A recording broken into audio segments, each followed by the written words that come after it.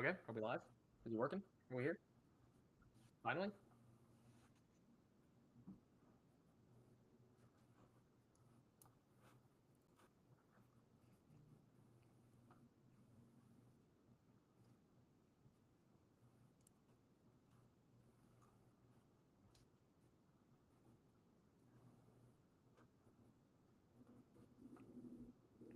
I don't know if we're live or not. I think we are. Should be.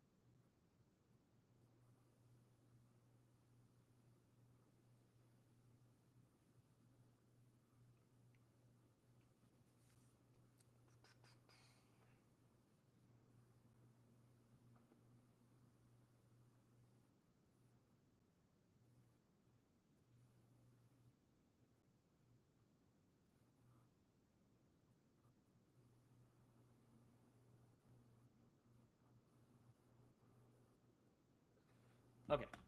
Pretty sure I have everything set now. Should be live. Everything is good to go, I think. Okay, so just traded out. Egbuka didn't fall. The edge room, the receivers' edges, everything was destroyed. Nobody was on the board for Tennessee that I really liked. Picked up a third round pick, traded 35 and 178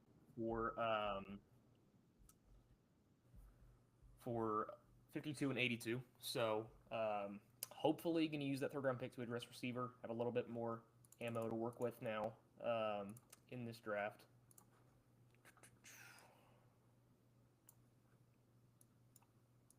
All right. And if I am kind of spaced out at any point, I apologize. I am working on working the phone lines as well as putting in picks for this draft as I stream here. And we should get joined by Jake later on at some point in this stream. I believe he is out right now, but he's going to get home like in the middle of this draft and he'll join up. Yeah, Andy, that was what I had like three people all trying to trade up for Egbuka, and he didn't even make it. But I'll tell you what, if he wants to give me a second and a third just to not show up and do his pick, I'll take that every day of the week. So I am not complaining about that at all. Not too bad so far. Just have to really hope this edge board stays like it is right now.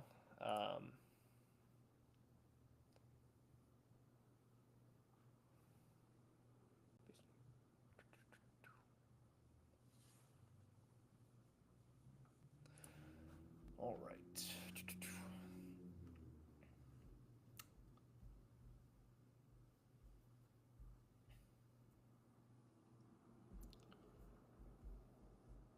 And we are not going as fast as we were yesterday. I'll tell you that much.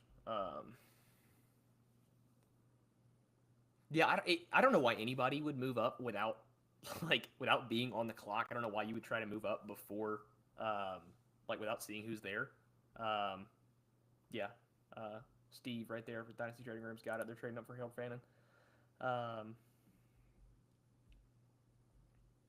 I mean, we are not getting any picks at the current minute.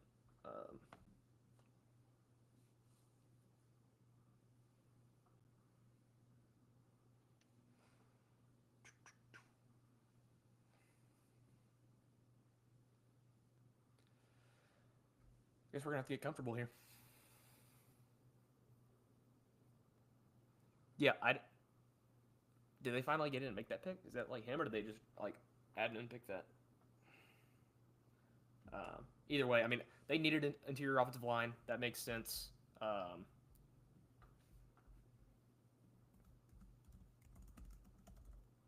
then Xavier Watts goes pick right after to Jacksonville. Jacksonville's kind of killing this draft right now, which I don't like. But we will we will live with it. Travis Hunter and Xavier Watts is a hell of a start to that secondary. Um, but yeah, Andy, back to what you were saying. I really hate the idea of giving up as much as they did to go get an interior offensive line that probably would have been there in the like early 50s. Um, so uh, kind of seems like malpractice from the Seattle GM there, but I benefited from it, so I'm gonna take it and run with it.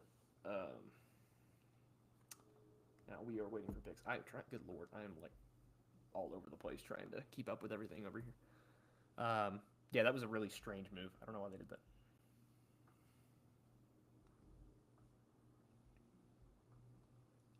See if we can get things moving a little bit here. Oh, Trey Amos comes in next to the Bills. Good lord, man. The Bills got Kenneth Grant and Trey Amos in this draft. That's absurd. Amos would have been my pick for them in the first round. So for him to fall to 37, kind of crazy. The corner depth, like Azaria Thomas is still on the board. Um, corner and Siobhan Ravel is still here. Like corners just have not gone in this draft. Um, currently, see if we can get this thing moving a little bit. Steelers here. They traded back in the first round? They still haven't made a pick yet. So we'll see what Will the Steelers GM does here. Um,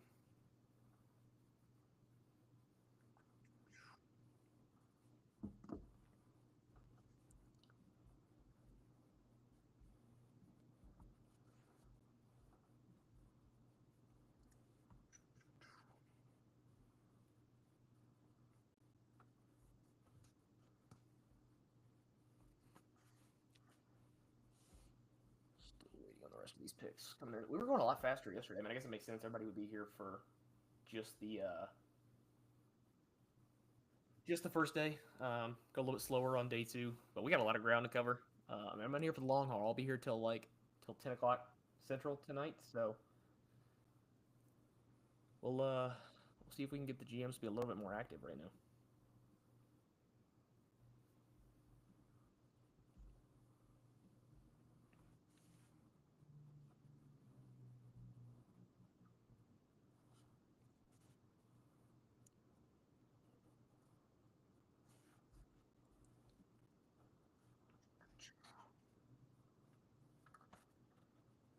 Does Pittsburgh go QB here? It feels like they could. I don't. I mean, they traded out of the first round. You've got interior defensive line is kind of like you can go Alfred Collins, Tyler Williams right here if you needed that. Um, Jalen Milrow is still here. That's a guy that's been talked about at 21 for them. They could go for him. Um, okay, well that's good. I'm glad we didn't skip him and give him somebody he didn't want. So that feels better. Um, Titans. I was gonna wait till the pick to do this, but I'll go ahead and put my Titans draft there. There we go. Well, I'll stick with the pick. Why not?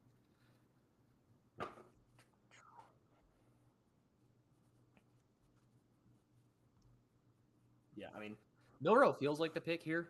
Milrow or interior defensive line. We'll see how it actually shakes out. But still waiting on the rest of these picks here. For anybody that's just coming in now, Jake Robertson of Glory Day Sports will still be joining us at some point.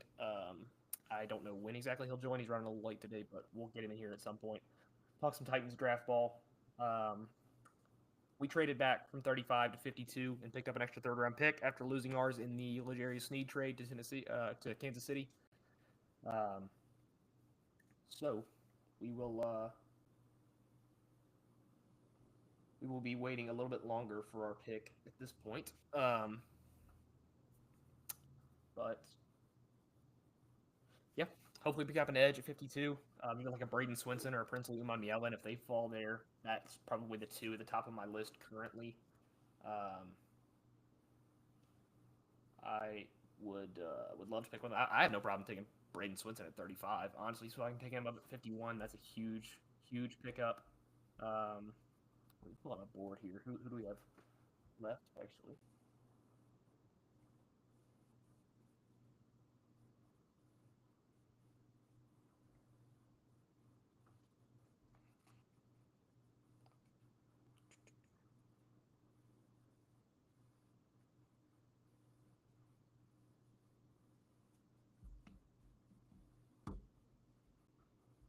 Is it Deion Walker? Oh, we got Deion Walker. Wow. Okay. Well, I don't know where that pick got submitted because it wasn't in the chat. But Deion Walker, that's really early. Yeah, Andy. Oh, Joe, good to see you in here. Sorry, I was working the phone lines. I'm trying to like manage picks for the actual like production of the stream while running this live stream and doing GM work. So if I'm a little bit disconnected, I apologize. We'll have Jake in here to fill the dead air pretty soon at some point. But I sent 35 and 178 to Seattle for 35 or 52 and 82. So I picked up back into the mid second round to pick up a third round pick. So some extra capital to address receiver.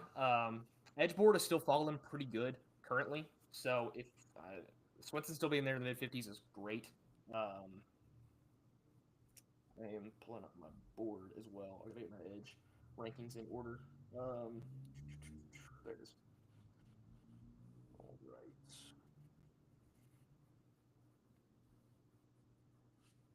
Yeah, I mean, right now it's Swinson or Princely that I'm really just hoping falls to that point.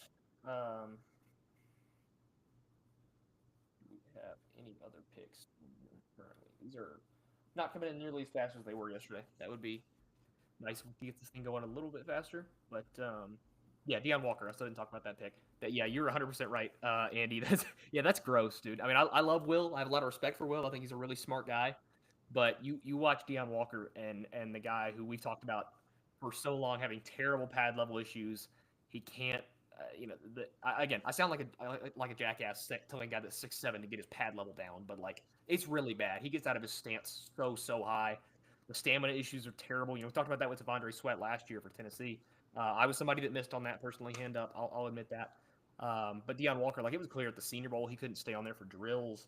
And we have the Jets pick in here right here. That will be Mason Taylor, the tight end out of LSU. Wow, that's There we go. So Mason Taylor's another one that's been talked like in the top 40. That's a lot for me. Yes, Andy, you mentioned the Deion Walker injury.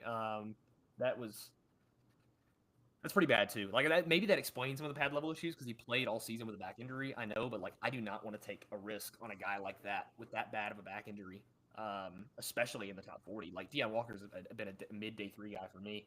All the picks are flying in now too. The Chiefs. Siobhan Ravel finally goes off the board. After the Chiefs traded out of round 1, they pick up a great corner at 40. You feel good about the knee injury. Talent-wise, that's a steal. That's a good pick. Really frustrating for the Chiefs to continue to do this over and over again, to just continue to pick up great players while picking up draft capital. The Saints traded up with them to get Jackson Dart, which looks much less crazy now than it did when they picked him last night, because we just saw about like 30 minutes before I went live on here, Ian Rappaport breaking the news that Derek Carr has a like brand new shoulder injury that like he might not even be ready for the season. He might have to have surgery on his throwing shoulder. And it's that at this point it looks like it's a bust for New Orleans. Like they might have to get really stupid and trade up at this point because they're that desperate at quarterback. Like it's looking bad for New Orleans currently. Bears. Quinshon Judkins is the pick to the Bears. Wow. That Andy, is that who y'all are going for, Andy? I don't. There's no way it was, right? Y'all are smarter than that in the Broncos room.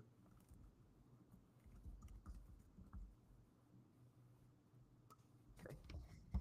Audio's super low. That's not great. Um. Okay. Again, maybe I should say because my Jud, I'm really low on Judkins. Like he's a I think he's my RB 15. Like I don't like the athleticism. The vision just like almost disappears at the second level. I really struggle with Judkins because I vision is eyes and a running back are like the most important thing to me when I grade a running back. And Judkins had probably some of the worst vision of anybody that I like. Oh my God, the Bears! No, Swinson. There goes Swinson. Okay, well we need Princely. Everybody who's in here, we're gonna have a prayer circle that Princely Uman falls to 52, or we might be in trouble here. I'm gonna look really stupid as the GM to trade back and miss out on that.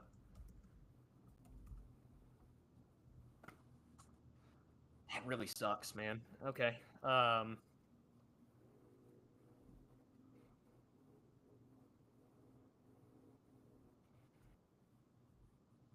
Okay. Chargers. We took Shamar Stewart in round one. That was a crazy slide. I've had Shamar in the top 10 for a very long time. I figured he was going to go high in this group, and he didn't at all. So, hell yeah, dude. I Devin Neal ended up he shook out kind of low on my actual rankings because I think he put too much weight on his frame for like 2023 tape was awesome. In 2024, he he really packed too much muscle on that frame, and you could see a visible difference in the strength as a runner, but it took the athleticism just like really like he was so much slower visibly compared between 2024 and 2023. But he's super elusive. He's good in pass pro. Like he's still a fourth round grade for me. He shook out. I think he's my like RB 12 somewhere around there. But I still really like him. There were a couple of running backs like Tyler Brooks out of Texas Tech. He ended up a lot lower than I thought he really should be because like I enjoyed his tape, but guys that have that athletic limitation are just gonna shake out lower for me even if I like him. But that's why I was lower on Judkins because I thought he had vision and athleticism issues. So between those two, he was a lot lower. Like Dylan Sampson. Dylan Sampson's a great athlete, track star, former guy.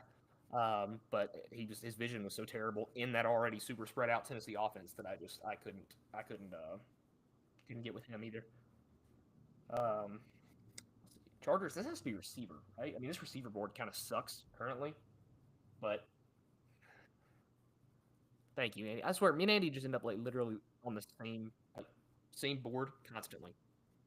If I was not terribly behind, I was actually going to get a board out this year. It'd probably look the exact same as Andy's, but I'm definitely not going to have one out before this draft. But I will next year. Summer scouting. We're going to have a full draft cycle ahead of us. I will be locked in for next year.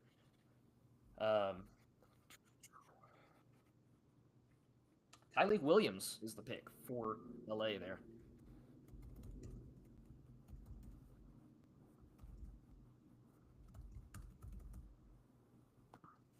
There it is. So, yeah, pretty much, Andy. That's exactly what I'm doing too. I hear you. Um, Tyleek, I mean, Alfred Collins is kind of the last guy on this interior defensive line board before you see a fall off, in my opinion. Tyleek goes. I like Tyleek Williams a lot. I mean, he's a guy that's kind of fallen down because the other guy, some prospect fatigue. We've talked about him since like back in September, probably. But really active hands, really powerful. Better pass rusher than he gets credit for. Obviously, one of the best, probably the best run defender in the class, right behind Alfred Collins.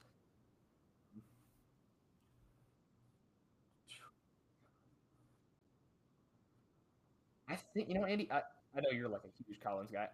I don't. I think I still have Owen ahead a little bit, but it's not. I think Collins is a mid second and Owens is an early second, so it's pretty close for me. Um, I just the uh, I mean the character concerns are obviously a problem, but I don't use that in my grades. I don't factor that. The problem with me with Walter Nolan was you would have 3 games like the Florida game, for example, or the LSU game, where he'd be dominant. Like he's white hot motor. He's throwing hands all over the place. He wins it with speed on the interior, which is crazy for a guy his size. But then he would disappear off the field for like 3-4 games at a time. His tape is just so incredibly streaky that I couldn't quite get with him. But when he's good, he's really good. So if you can reel in the character turns and get him to actually be a little bit consistent, He's going to be a really, really good player. He feels like an Eagle at 32. Like that's been my pick for them for a long time. Um, replace a Milton Williams. Uh,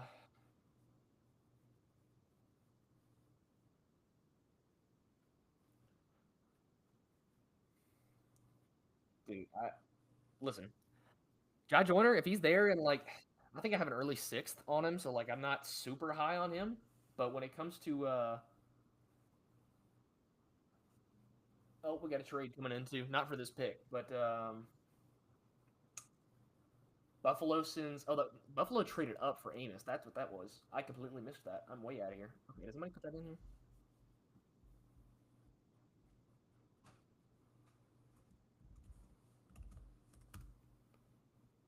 56 and 62,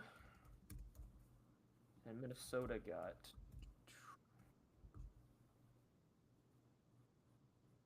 Oh, and Travion Henderson to the Cowboys. Wow, Henderson finally goes. He went later than I thought he would too. Oh, was that your first guy, Andy? Were y'all going after Henderson?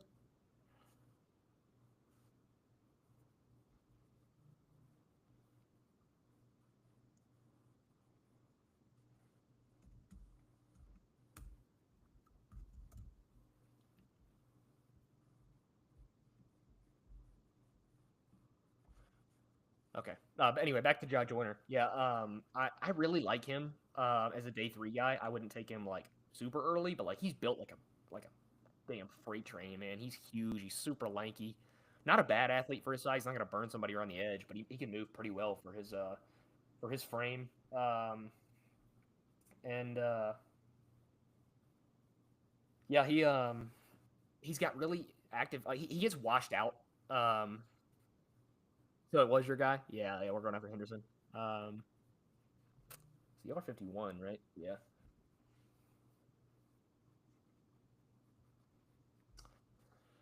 But yeah, Joyner, he gets washed out. His anchor's not very good in the run game, but he has like long arms. He knows how to use them. He can avoid blocks pretty well. He's got a really nice dip and rip for a guy that size. He's like 6'6", 6'4". He's tall. He's like basketball height. Um, so late day three, he's one of my favorite edge guys. Um, just 1 second.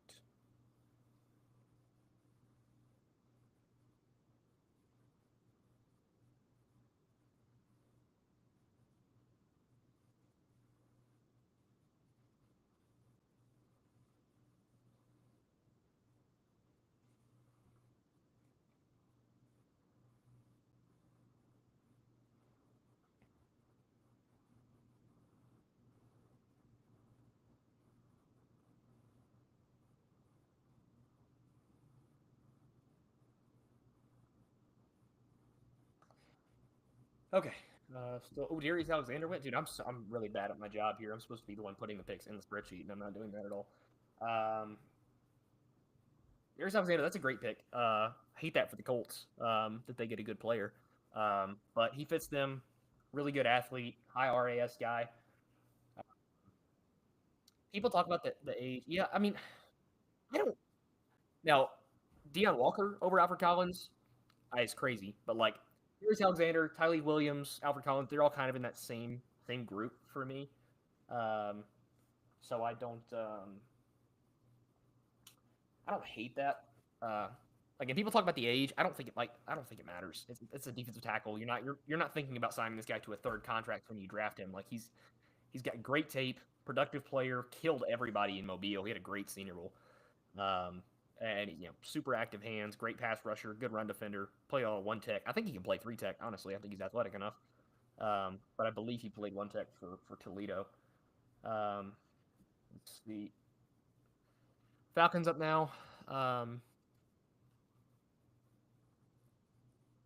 Bills and Chiefs. Like, you mean like for Tennessee or just in general, Joe?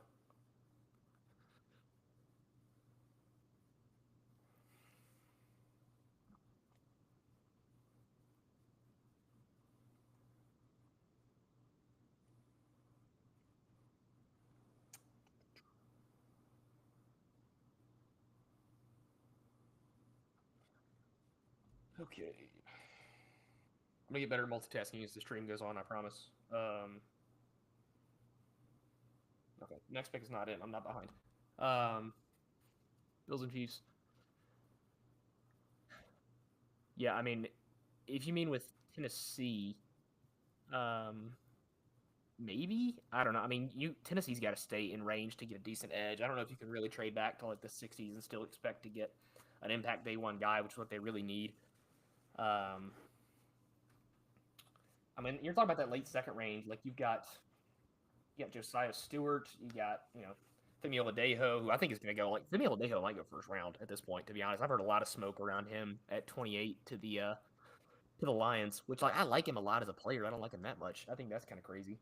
Um, but like David Walker there too. Ashton Gelati's going to go really high. I like him a lot. Um, Jackson, Landon Jackson. Well, for Landon Jackson talk at 35 to the Titans, I think that is absolutely absurd. That's gross. I hate that talk. And I know I'm one of the people lower on Landon Jackson, but like, come on, dude. 35. That's uh, that's a lot. I think get with that.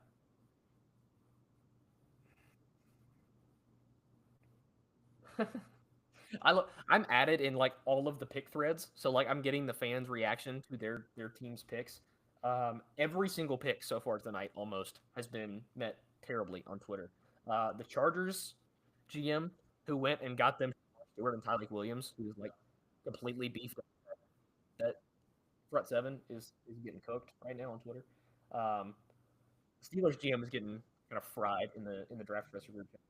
Um, which like Deion Walker that high kind of deserves it. Yeah, Jack Sawyer sucks, dude. I'll be honest. I can be more candid here because like there's much less people watching this than there was on the main broadcast last night. But yes, Andy, I saw that thread go on forever. And I think you added me in that too. Yeah, Loveland was an awesome pick. I don't think I got to talk about it that much on the broadcast because we had trades going on and everything. But and then Carson Schlesinger goes to Atlanta at 46. Um, that's that's a good pick too. I mean, the Falcons, they need a linebacker, like a true three down linebacker because Caden Lewis is playing that like that floaty tweener role. And Schlesinger, I mean, he's the my LB2 behind because I see Jalen Walker's an edge, so behind Jihad Campbell, I think he's the next best. That's good value for Atlanta. Um, super instinctive linebacker who's got quick trigger, great athlete, super rangy. Not the best in coverage, but he's serviceable. Um, yeah, I mean, Andy, I assume like again, I think you have a lot of smart people in that Broncos war room right now. You guys are too smart to think that the Evan Ingram keeps you from Loveland, right? Because like, I mean, Loveland getting in there is just a dream scenario for Knicks and Sean Payton and that whole offense. Get a guy who's my hair's in this. Put this hat on.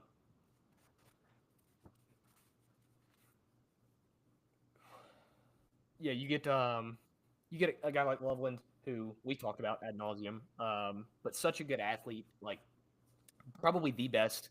Um, yeah, exactly. Like Ingram is a guy who he's at your F, purely your F. He's gonna play H back. He's gonna play slot receiver. He's never gonna be an inline guy. And unless you want, was it Adam Troutman? Was he also inline guy last year? Like unless you want Adam Troutman being your only inline guy, like Loveland could come in and beat. People forget Loveland was an inline blocker for Jim Harbaugh of all people. Jim Harbaugh is not going to have an inline tight end that can't block. Loveland is a more than serviceable blocker. I think he's a good blocker. On top of being probably the best separator and as a tight end, most advanced, technically advanced route runner I've ever watched as a collegiate tight end. Great athlete at his size, came in like 20 pounds heavier than I thought he would. So yeah, anybody Loveland should go where y'all took him. Anybody upset with that pick is crazy to me. And I know you need a running back, but like this class is so deep. Caleb Johnson is still on the board. Um, who else do we still got? Like I know it's kind of thinned out a little bit because we saw Judkins go, we saw Travion Henderson go, Hampton went in the first round. Um, oh my bad. I don't mean to. I don't need to air that out. Yes, Cole, you're right, 100%. I am fully just like in the deep end of the Colson Loveland tight end one train. And again, I still like Tyler Warren, but like, why are we talking about Tyler Warren as if he's like Rob Gronkowski as an inline blocker when this guy basically played H back for Penn State? Like he did a lot of cool stuff for Penn State, and he was a good blocker, but he never really played a true inline role like Colson Loveland did. Um, So, and I like Tyler Warren, but I like Colson Loveland better. Loveland's like a borderline top 10 guy on my board. Uh, so I think that's a great pick. We've got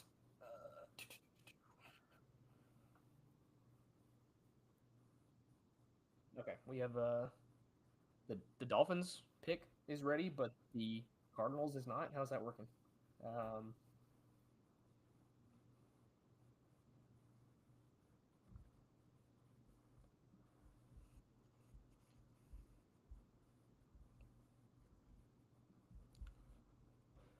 okay. Yeah, waiting for the.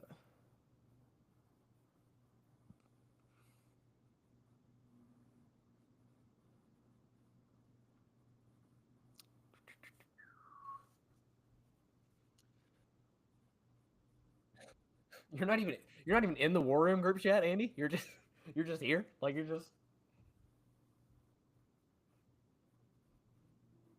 I mean, I respect it honestly. Yeah, I see people honestly like. There's some tight ends a lot in this class. Oh, did we already get that trade from the? I think yeah, we put that in earlier.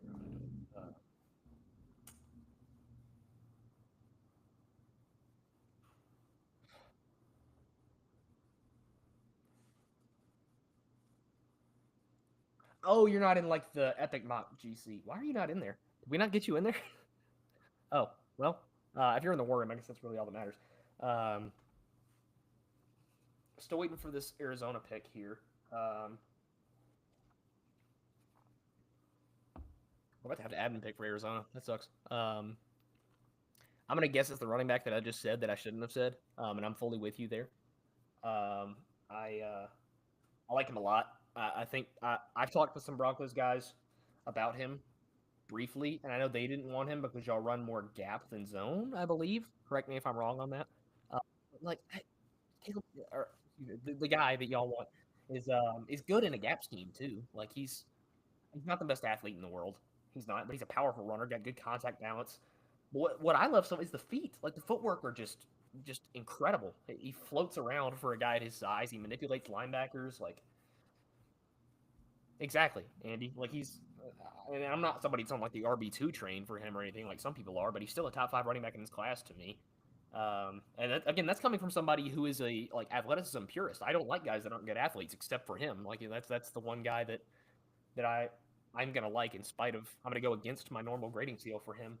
Uh,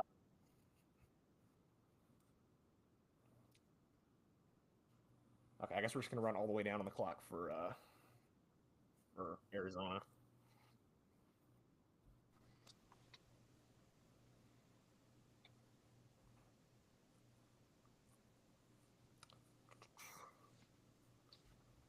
We are not getting a pick in.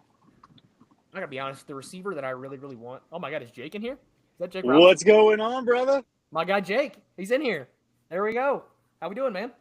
Doing good. I have not kept up at all, but I saw we did, in fact, have a trade back. We did. We are at 52. It's currently on pick 40. Well, should be 48. Arizona just ran out their time, so I don't know what we're doing there. Um, Swenson got robbed at 42. That was sad. But Princely's still there. We're still alive on that dream. Um, I would 100% agree that is my next edge on the board. I'm just thinking off the top of my head currently. Um, yeah, I think Princely is kind of the next one, and then there's another pretty clear drop off from there. And obviously, receiver is always going to be a need for us. I know Kyle Williams is definitely going to be your guy. Trey Harris is mine. I know there's still going to be Elite Iomaker still on the board as well, which would be Bill Sparks' guy. So there's a lot of different options at the receiver, but I do agree that there is definitely a much larger urgency for the edge position currently, I would believe. yeah, I fully agree. And now that we've got both of us on here, I'll talk about the Kyle Williams thing because we brought it up. Everybody knows that I have been the biggest Kyle Williams guy this whole draft season. He's been like a top 5 receiver for me. I've been the leader of that fan club for a minute. But coming from an unbiased perspective, since I said we were doing this thing predictive, I'm going to try to use all my scrape the bottom of the barrel and the intel that I know about the Titans draft strategy. And out of every player in this class, I think Kyle Williams probably has the most connective tissue with Tennessee out of anybody.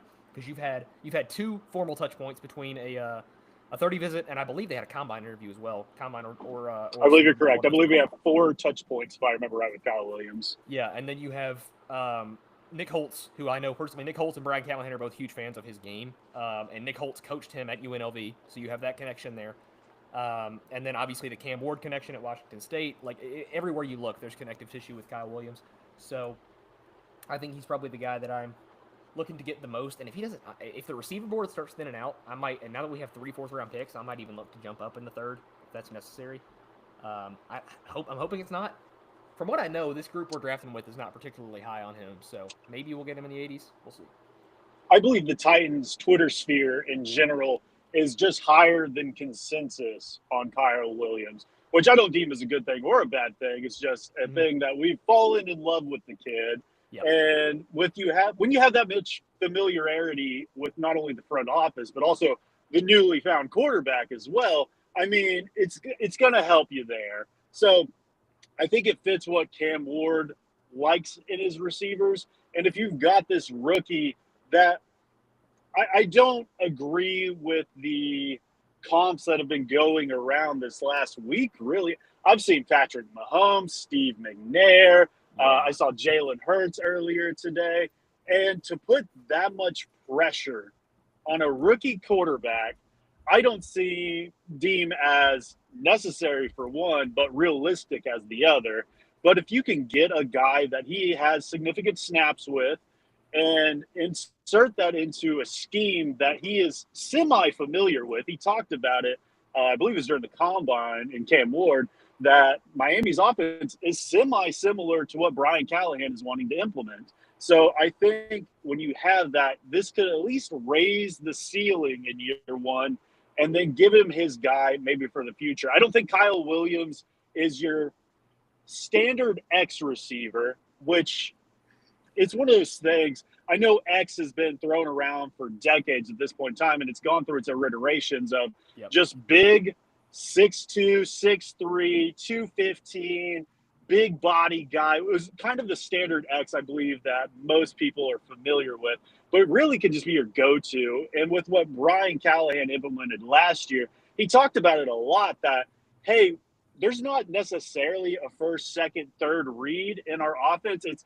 where are you comfortable going and starting out there? And I think that fits what Cam Ward does perfectly.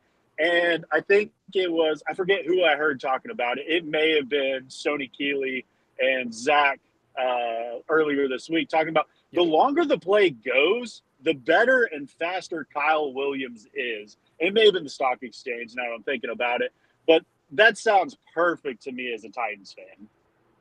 Yeah, absolutely. I mean, he's been briefly on him as a player. I've talked ad nauseum about him, so I won't talk everybody's ears off. But like, I've compared him to Lad McConkey for a while in this draft class because he's just one of those guys that, you know, is he physical at the catch point? Absolutely not. But at the end of the day, I don't really care if you separate as well as he does because he's just lightning off the line of scrimmage. He gets up to 0 to 60 in like one step. He's the best separator in this class, in my opinion. So we love that connective tissue. The type of receiver he is. I fully agree with your points about X receivers that everybody's kind of misconstrued in their head. And in the modern NFL, for a long time, like in the old NFL, the X was just the receiver the offense ran through, but that doesn't really fit the modern NFL description at all, or college as well.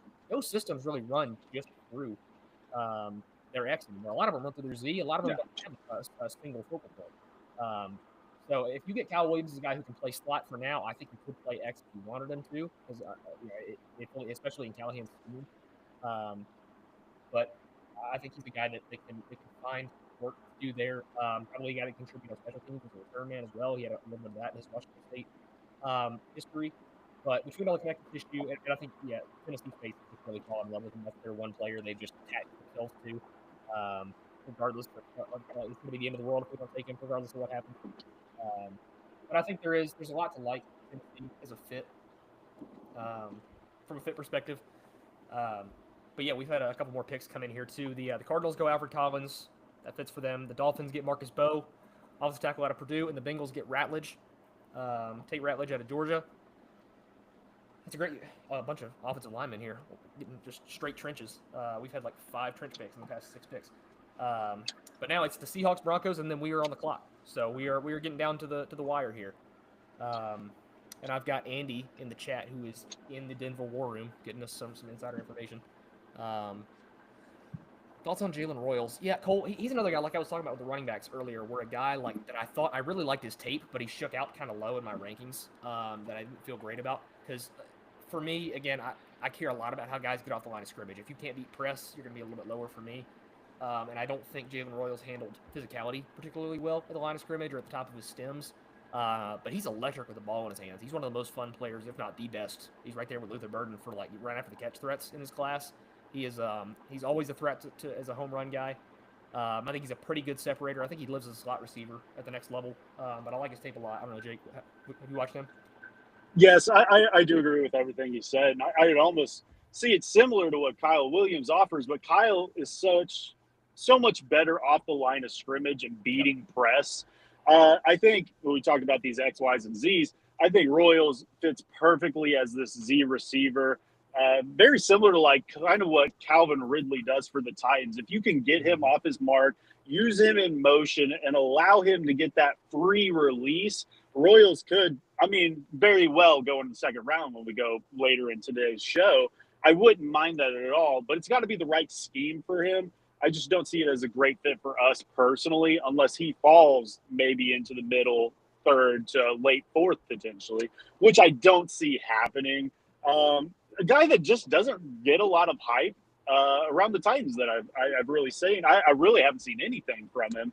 So not my cup of tea personally for what we're trying to accomplish tonight, but I don't see him as a bad prospect either. And obviously the competition he's been playing against, it's just going to take a little bit more time for him to develop into that player. And I don't remember his age off the top of my head, but I don't believe he is a younger prospect either. Yep. So I think you're just kind of getting a high floor, maybe middle-ish ceiling, and where I think Kyle Williams has the high ceiling and a decently high floor. Agreed. Yeah, and Royals also, along with the AG, ended that season with a pretty bad foot injury. And the Seahawks pick coming in here, they get Azareye'h Thomas, the corner out of Florida Oh, State. man. You're really high on. I love him. Shots in my heart. First round guy for me. I can't believe he's not getting more hype. We skipped the Seattle admin twice now in his 2 second-round picks. I don't know what's going on right now, but Denver's on the clock. Then it's us. I assume Denver's got to go running back here. Caleb Johnson's still on the board. They're going to go an offensive playmaker here. I don't think they're a threat to take edge from us. So it looks like Princely is going to be the pick as soon as we get up here. What would you see the reasoning behind? Because Caleb Johnson, you bring him up, the Titans brought him in for a visit as well. And the only thing I can think of is, hey, maybe this guy falls on day 3, which I find highly unlikely. But can you see any reasoning behind them bringing him in just to talk to him? Is there anybody else in that scheme that they might be trying to get the inside intel on maybe? I assume we've both seen, our guy Stoney Keeley in the Titan space. I think his reasoning was probably the most accurate that at least I could think of that makes sense from a Titans perspective, where just the league is a lot lower on him than draft media is. Maybe they expect him to slip to the top of day 3 where they have their next capital on. Because I think Tennessee is looking to get a running back in this class because they need a starting bell cow guy. Tony Pollard works better as a 1B. He's not getting any younger. Ty J, clearly this staff just has no faith in at all, as much as I thought he was good in the very few reps he got in 2024. But that's a guy who's also got the knee there. You don't know what his longevity is looking like. Okay, they just changed the pick from Azareye'h Thomas to Kevin Winston. We're switching picks around here on the broadcast. Very interesting. Roger Goodell's drunk. Get him out of here. He's gotten in the wine already. We're in the middle of the second round. We have no idea what's going on right here. But still waiting on this Denver pick to come in, and we will send in that pick. But yeah, my only thought on that Caleb Johnson thing is just that they expect him to fall further than draft media does. But like him and TJ Sanders and like the Cam Jackson, like the interior defensive linemen they're bringing in as well, that all seems very strange to me. So some of the 30 visits are weird to me. Yeah, I mean, and they're always a crapshoot. I think with Rank Arthon and that staff, they did they were pretty consistent. If they brought him in for 30 visits, they were definitely looking at that specific player. We really don't know what Bergonzi and Brinker are really trying to accomplish, and we're kind of getting those tangible results right now. And after we go into this year, we'll get some of that more data. But I do agree they are looking at a running back in this class. And me and Josh on Mondays with the Draft Professors, we've covered, I think, 50 plus now, going back to beginning of November. And this is the most stacked running back class that I have ever covered in the 4 or 5 years that I've been doing this. From the top to the bottom, there's going to be so many undrafted guys that I'm going to have a draftable grade on. It's absolutely crazy. I think, obviously, when you look at Tajay and Pollard, what they bring, you go, okay, they're going to bring in a bruiser-esque back. And there's definitely a lot of that in this class. Caleb Johnson maybe being one of the best at them. But then you can go even further and look at a Taj Brooks out of Texas Tech. There's Damian Martinez that many people love. There's so many other guys. But could they also go maybe the San Francisco route, where all of their backs essentially fit the same mold? And you look at Elijah Mitchell, Christian McCaffrey, all of these guys that they bring in on just a consistent basis, usually late in the draft. I know obviously they brought in Christian McCaffrey a couple years back, which is definitely higher caliber, but they just get these high-speed guys, these Raz freaks, and just say, hey, go north-south, let's get it done. Titans aren't running the heavy zone-based scheme like they do over there. But I think they've kind of shifted into a very similar mold thus far. I know Julius Chestnut is kind of that slightly bigger back who is still learning and getting better. And I mean, he's preseason king for a reason. The reason he was on 53-man roster last year. But they could use a room for improvement. And Pollard and Spears, even though they're on the team right now and they're the 1A, 1B, they might not be the future for this rebuild. You never know how long they're going to hold up, especially with the Spears missing an ACL. You think he is a one contract guy, and you usually don't see running backs go into their third and fourth contracts as a starter. And Pollard being on his technically third, I believe, after getting an extension from Dallas before coming over to Tennessee. It's kind of interesting to view that is if they're trying to just find a replacement level third down back for us, or if they're trying to find the future in this class. Yep, for sure. And rounding that off, the Titans are on the clock, and I have just submitted the pick. It is Princely Umanmielen, the edge out of Ole Miss. And shirts are off. We're having a party down in Nashville right now. Swinson was my guy, but he goes a little bit earlier. Princely is right in that same tier for me. We trade back from 35, pick up some extra draft capital. Egbuka had gone off the board 2 picks before. The receiver and the edge board were just decimated. There was nobody I really felt comfortable with taking at 35 there, so we trade back, grab a third-round pick, and still get, in my opinion, a top 7, top 8 edge in this draft class. A guy that can come in day one and add a lot of pass rushing juice to this edge rotation. Not the best run defender in the entire world, but a guy that can develop there. He's got the athletic traits, lethal inside spin move, good bend, one of the best speed rushers in this draft class. So, Jake, how you feeling about this pick right now? I mean, this is your Harold Landry replacement off to an immediate start. Very kind of similar to what he brought in coming out of Boston College as the longest tenured Titan coming into this year before getting traded or released, of course. So you kind of get that element to add to that pass rush and bring in Draymond Jones. I mean, you've at least got some talent there that you can be hopeful on now. You could probably still add an additional piece in the draft if you wanted to. And if you don't, you probably have to look at another free agent. So with that being said, this is another deep edge class where there are some talented guys on what I would presume land on day 3, like a David Walker, or I'm very high on Ashton Gelati personally. So there's a lot of these guys. And I think what he would bring to the table is kind of what Princely doesn't bring. He can offer you that run defense, and you can kind of develop those guys. Yes, very powerful hands. And I think he is one of the guys that is being overlooked in this class. So there's additional pieces that you might be able to find here on day 3. We picked up this extra capital, where you might be able to go and find one of those guys and he have two rookies that are in a stick-on 53-man roster that can develop together under this Denard Wilson defense. So that's where I'm looking going into tomorrow. But I think we got a stud in Princely going into the start of day 2. Absolutely. So yeah, Andy, you got to slow down on the Kyle Williams talk. We're trying to get this guy to fall under the 30 picks. We got to keep that name quiet. But again, this receiver board is still like since Egbuka, we have not had another receiver off the board. So the first round guys are gone, but nobody past that is gone. We have beef in the Draft Professor chat right now. Stuff is going off the rails already. We've had GMs going at each other's throats all day. It's getting worse.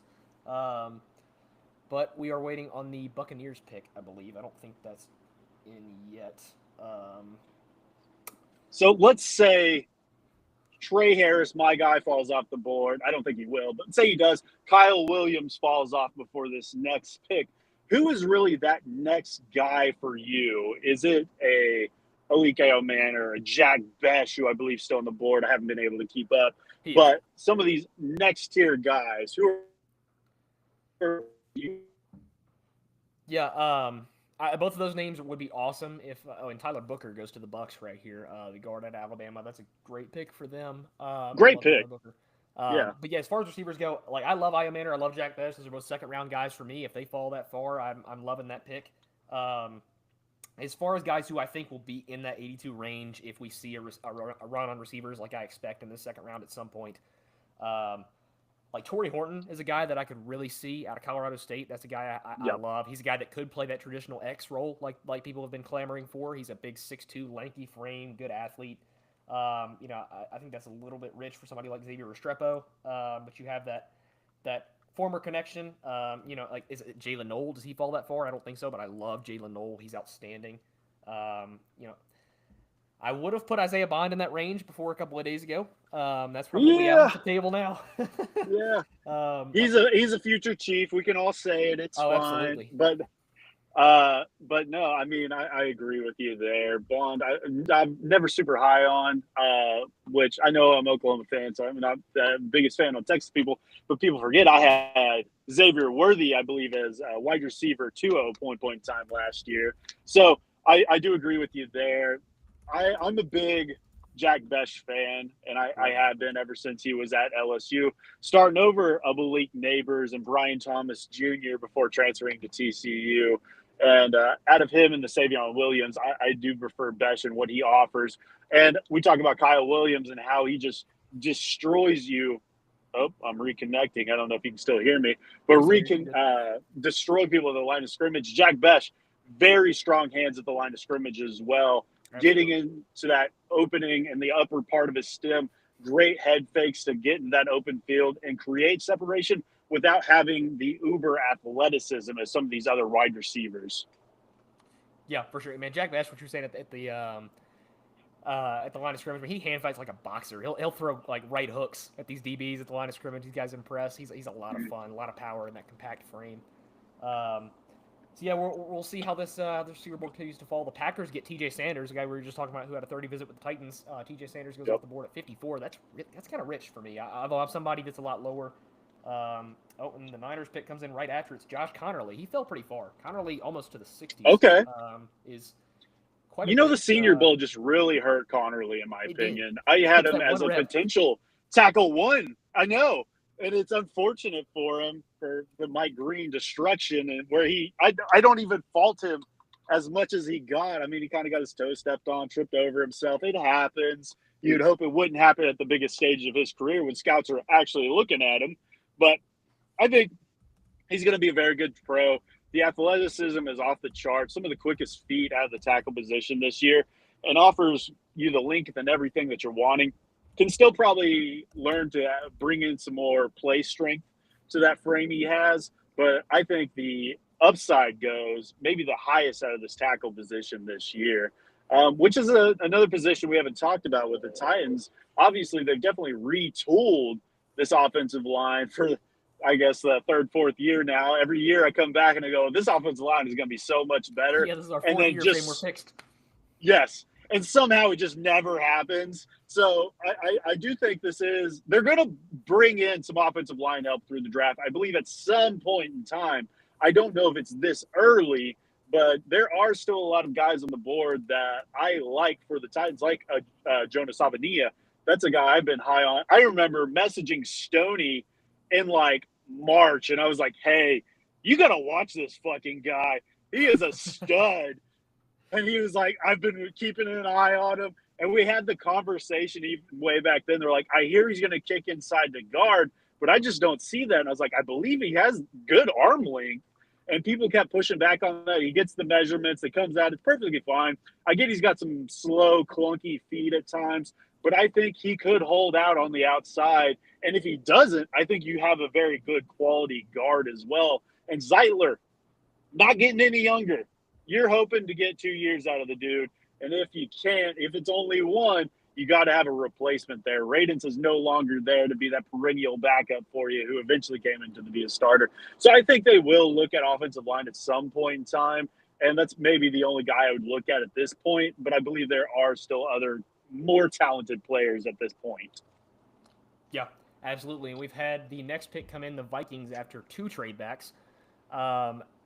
At 56th overall, finally get Azareye'h Thomas. We thought he went off the board a couple picks ago. We switched it for Kevin Winston. Now he finally goes 6 picks later. That's a great pick for Minnesota. They need secondary 100%. Help. They traded back twice because they only had like 4 picks or 3 picks in this draft, something crazy. They have like no picks. Traded back twice, picked up a lot of capital, and still get a first-round DB, in my opinion. Guy's super lanky, long arms, big frame, super physical at the line of scrimmage. And Andy, to answer your question about Vernon Broughton, that's a guy who I have not watched enough of, but from what I have seen, he kind of seems like a late day 2 guy for me. I would imagine he's a 3rd-round grade after I finalize that. But he's a great pass rusher, good compliment to Alfred Collins on the interior of that Texas defensive line, because you have Alfred Collins to be your incredible run stopper, but not the best on passing downs. And then Vernon Broughton came in and just has windmill hands. I mean, he's getting rid of guys like windshield wipers for hands. He's so active as a pass rusher. He's got a great swim move, great club rip.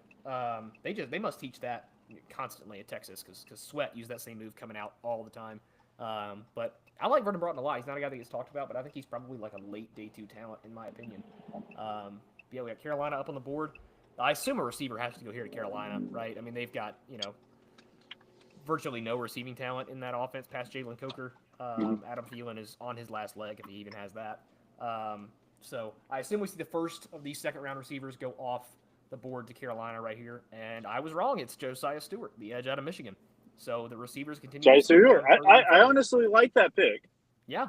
I think as the Carolina – yes. Yeah, and Josiah, I think, may have been the next guy on my board after Princely. So I think with the Panthers, they're in the middle of that rebuild as well, and it's almost best player available at this point for them. I wouldn't have hated them to grab one of these receivers, and I think that may have been my pick for them as well. But I don't mind that, and I think they get a very talented player in Josiah, another guy that, if we're comparing him to Princely, I think he can hold up in the run game a little bit better, and he's got that leadership quality behind him. But at the same time, he doesn't offer you the pass rush upside of Princely. So I don't mind that pick at all, and I think they got a stud over there in Carolina. Absolutely, man. Josiah Stewart is just like, there's a couple, him and like Q Robinson in Alabama are the 2 edge rushers to me that scream like, not the size of the dog in the fight, it's the size of the fight in the dog. I mean, those guys are undersized, but they are vicious, man. I mean, they just hate offensive tackles. Here we got Houston Texans on the board. They got Josh Simmons in the 1st round. Unfortunately, that's another great pick, I believe, for them with that gaping hole at tackle. He slips all the way into the late 1st. Let's see, how is the rest of this board? And there is the first receiver of the 2nd round off the board. It is Jaden Higgins of Iowa State going to Houston. Not a guy that I was, expecting to fall to the 80s, so I'm not super upset about that. Hopefully this does not spark a run on receivers that kills our board, but first one off the board, Houston there. We can still hopefully hand out a little bit longer. We still got a good tier here. You can move back up. But, I'm not this highest on Higgins. I do prefer Noel over him, so that's the route I would have went. But Houston, they pair Higgins up with Nico. They got size. You're hoping Tank can come back healthy. And they brought in one additional receiver. I can't remember off the top of my head currently. But that room is now pretty set. And you got C.J. Stroud some weapons for sure. Yeah, absolutely. And Andy, yeah, I fully agree. The Jihad Campbell at 8 thing, like I like Jihad Campbell a lot. He's a top 10 player on my board, but Whew. with where Carolina was, like especially after that labrum and you've got the knee injury, like he's got a lot of question marks on that scouting report medically. And you have Jalen Walker on the board, you have Shamar Stewart on the board, you have all those edge guys that slipped because we saw kind of a fall on the top of the edge rushing group. I probably would have gone that way. But they address edge in the second round, but you're pushing that receiver need further down for Carolina. And the Ravens taking JTT out of Ohio State at 59th overall. We see him go. I have to spell this last name, so that's going to be fun. All right. Okay, well, I got to hop off here for a second, so I'm going to hop into the chat and join the other Titans fans, and we'll bounce off and see if we can get a receiver here in round 3, and we'll go from there. Sounds good, Jake. Appreciate everybody. On, man. We'll talk to you later. Sounds good. All right. And here we go. Who's up next? The Detroit Lions at 60 are next on the board. So we will see where they go. I've finished spelling GTT's name. That is, okay. That's not. Okay, there we go. Detroit Lions at 60. Let's see where they go. They took Nick Scoughton in the first round because their GM wasn't here. I believe we have a trade offer on the board right now. I am not seeing it. So I get sent over to me.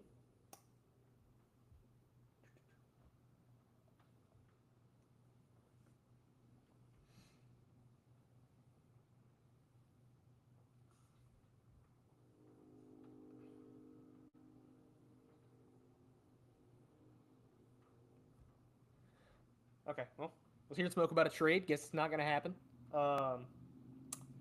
Anyway, Detroit on the board. This is a team that's probably looking for edge help, or not edge help, offensive line help. The interior offensive line board is kind of thinned out a little bit. We saw Tyler Booker go, we saw Donovan Jackson go, we saw Gray Zabel go. So you're looking kind of thin here. Marcus Bowe is gone if you see him as a guard. So Detroit, they had Christian Mahogany kind of emerge at the end of last year, but you have, a spot opposite of him kind of open. Your tackle spot opposite Penei Sewell is kind of in question for the future. So we'll see how that shakes out. But Detroit on the board, they have about 10 minutes left on this pick timer, so we got a while. We have a trade going here.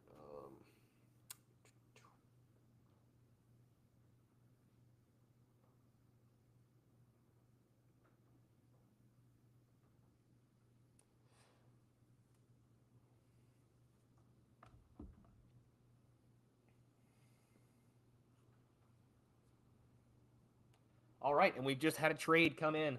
Not for this pick. It'll be a little bit later. Cleveland is sending the 67th pick to Philadelphia for picks 96, 161, 165, and a 2026 second-round pick.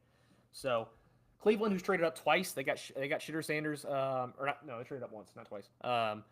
Got Shitter Sanders at 2, QB out of Colorado. That's going to be their guy of the future, and they traded back up into the first round to the early 20s, I believe it was, to take Marion Hampton because he started to slide, so they get their running back to replace Nick Chubb as well. Get a whole new backfield there in Cleveland. I will insert this trade really quickly. That is 96, 121, that's 66.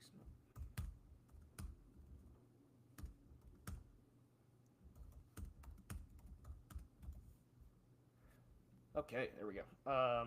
So another big trade for Cleveland, trading back out of the third round to kind of recoup some draft picks that some draft capital they've given up. Oh my goodness, the Detroit Lions take Dylan Fairchild, the guard out of Georgia, in the top 60. That may be the biggest shocker of this draft for me so far.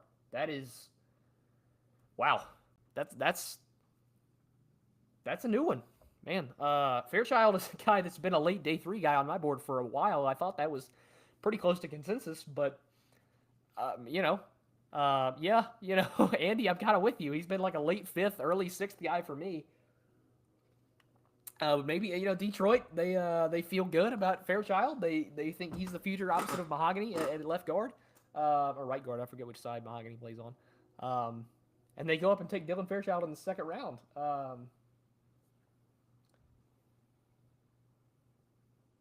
So, that's that we've had a lot of shocks in this one so far. A lot of more, bigger name shocks than this, but this is probably the biggest one to me. Dylan Fairchild goes about 150 picks before I would have taken him. So that's something. I guess we will see how that works out. And Washington goes up to the board at 61 here. They got, who did they get in the first round? They took Walter Nolan, deep tackle, out of Ole Miss. Could be edge here. The edge talent has thinned out. We've had kind of a run on edges in the second round. So we'll see where they go. Fairchild, I don't even think he's that high for me. I think he's probably going to be closer to the 200s for me. But, all it takes is one team, right? If Detroit was that high on him, good for them. They think he's their guy. Still waiting on this Commanders pick here. Is that it?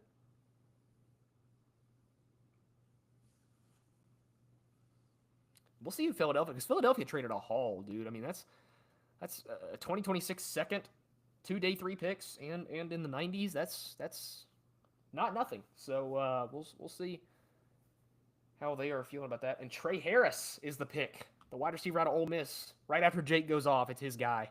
Yeah, Andy, I kind of agree. But yeah, Trey Harris goes to Washington, the wide receiver out of Ole Miss. Going to be a guy opposite of Terry McLaurin. They go and get Deebo Samuel in the offseason. That's a pretty complete receiver room at this point. I still don't have a lot of faith in Deebo Samuel at this point. I think he's kind of a gadget guy that's not going to win you anything on the outside, but he could work as like a power slot. You pair him with Terry McLaurin, who's one of the better receivers in the league, and Trey Harris, who I think has X potential. My problem with him is there's just so much projection in that eval. He never saw man coverage, much less press man coverage. You have no idea how his release looks off the line of scrimmage, how he handles physicality. He is great at the catch point, incredibly strong with the ball in his hands after the catch, always a threat to take it to the house. Good blocker. So I like that. Help out Jane Daniels, get him some more bodies in that receiving room. And we are back to the Vikings, who I believe are trying to trade out of this pick. From what I've heard, they are working the phone lines to try and trade back again. And again, I can't say I blame them. 3 trade backs, why not make it a fourth? Or no, 2. This will be the third. But when you go into the draft with only 3 or 4 picks, and most of them being on late day 3, I kind of understand why they would want to move back a little bit. So we'll see if they are forced to stick and pick here, or if they can get a dance partner to get out of this pick here. And let's see, where are we at here? Is there any trade smoke that I'm getting on the phone lines currently?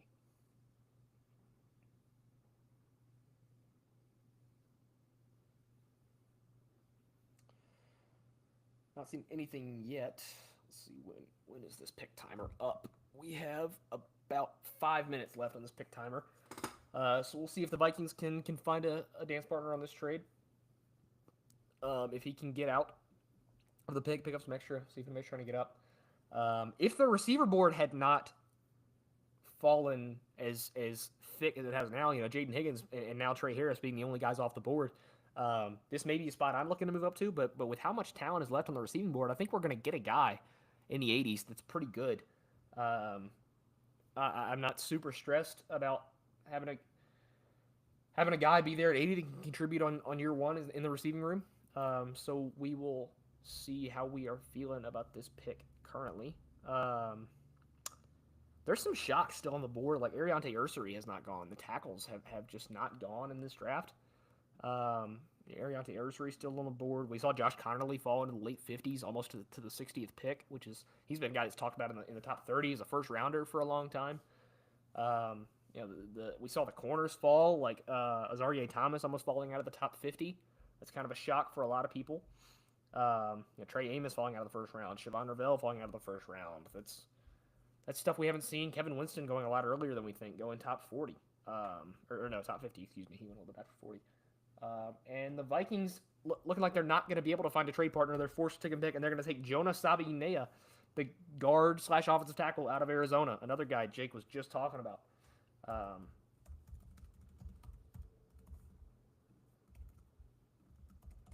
So Arizona picks up a interior offensive lineman after trading their starting guard to Houston, I believe it was. They just dealt their starting guard, so I assume with the 60s, taking a guy in the top 64 picks with one of your first 2 picks in this draft, you expect Jonas Abiyanega to come in and be a starting guard year 1 for you. So he will plug in there. And now the Kansas City Chiefs are back on the clock with the 63rd overall pick. And for anyone listening, while you're in here, we're having some real NFL trade smoke in the actual NFL world. Jalen Ramsey, we have some smoke about a Jalen Ramsey trade, possibly to Atlanta. We're hearing things from people who are connected. The Dolphins have been gearing up for a big trade all day. We'll see if it actually goes through, if it's just smoke, if there's any fire behind it. But keep an eye on Jalen Ramsey in Miami for a trade right here. Again, in the real world, not this actual mock draft we're doing here. So we'll see how that shakes out. And Kansas City selection is not in quite yet. So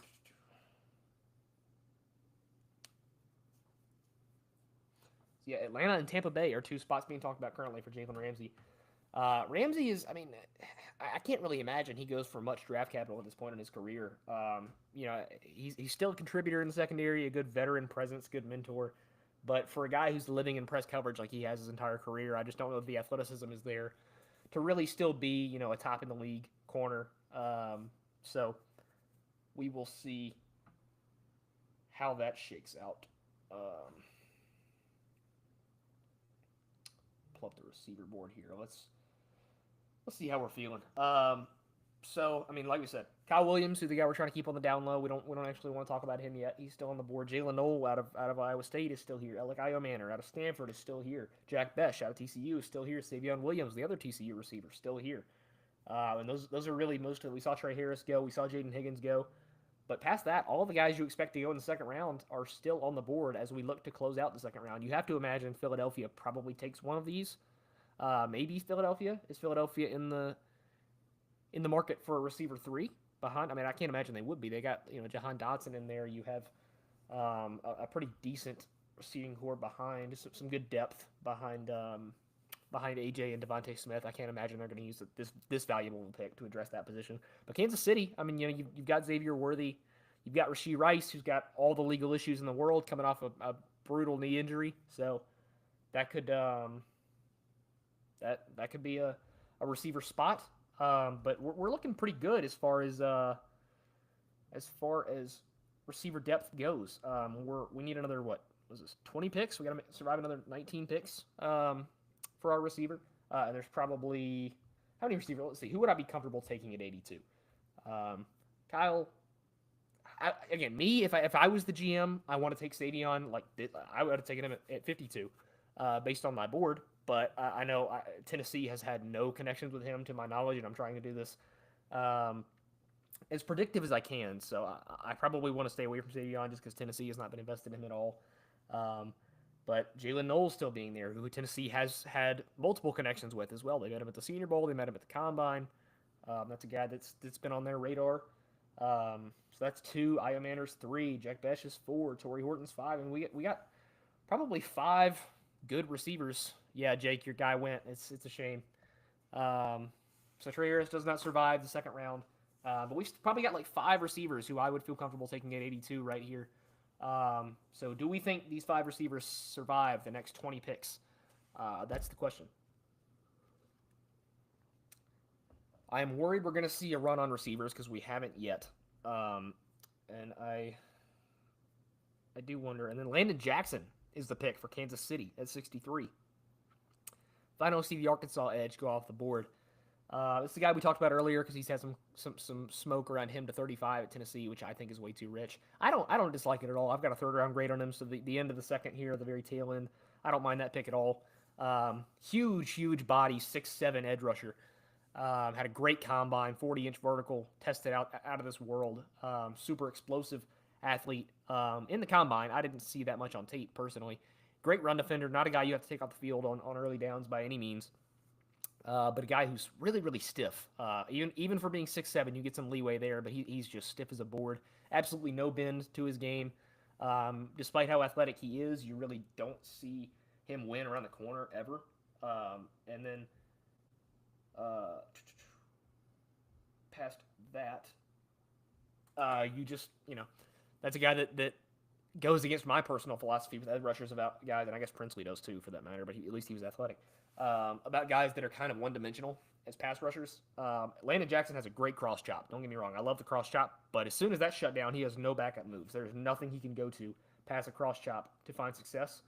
And if you're going to be a one-trick pony at edge rusher, your one trick's got to be better than Landon Jackson's cross chop.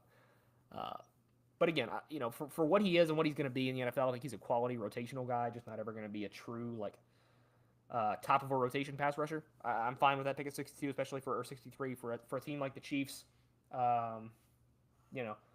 That makes a lot of sense for them. They don't like the bendier edge rushers anyway. They like the bigger body, almost 5-tech frame guys. So that makes sense for them. And now Philadelphia on the clock at 64.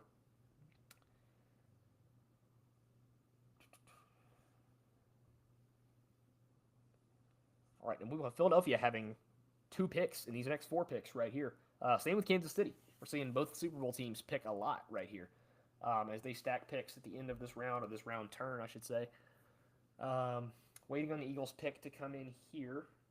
And they traded up to 67. This 64 is their original pick. Where do we think they go here? Where do you go from the Super Bowl team that had the best constructed roster in the entire league? You needed...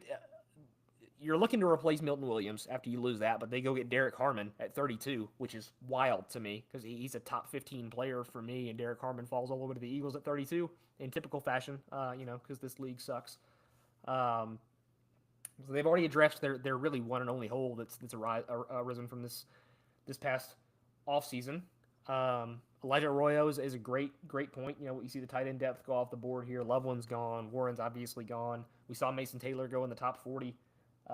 And the Eagles select Femi Oladejo, the edge rusher out of UCLA. These edge rushers are flying off the board. We got the last chopper out of Nam with Princely Umaniel, and that was clutch. We've heard, Femi Oladejo has continued to rise edge boards, or just rise on draft boards throughout this entire process, but especially the past couple of weeks. We've heard this guy go from somebody who's expected to go as an early day 3 guy all the way up to a top 50, even potential borderline first rounder. So, not super surprised. I misspelled his name in the sweatsheet. I need to fix that. There we go. So, they picked up another edge rusher. Just why not stack only front 7 picks in Philadelphia? They had the greatest front 7 in the entire league last year. They lose Josh Sweat. They lose Milton Williams. Go into the draft and get Derek Harmon and Femi Oladejo. The Eagles suck. I hate them. And now New York. The New York Football Giants back on the clock at the top of round 3, 65th overall pick. We will see where they go with this. They were one of the first shocks of this draft. They traded back from number 3 back to number 5 with Jacksonville and took Tyler Warren, the tight end out of Penn State, with their first pick at number 5. Then in the second round, they opened the second round at the 34th overall pick with Gray Zabel, the offensive lineman out of North Dakota State, who you imagine will play guard or center for them.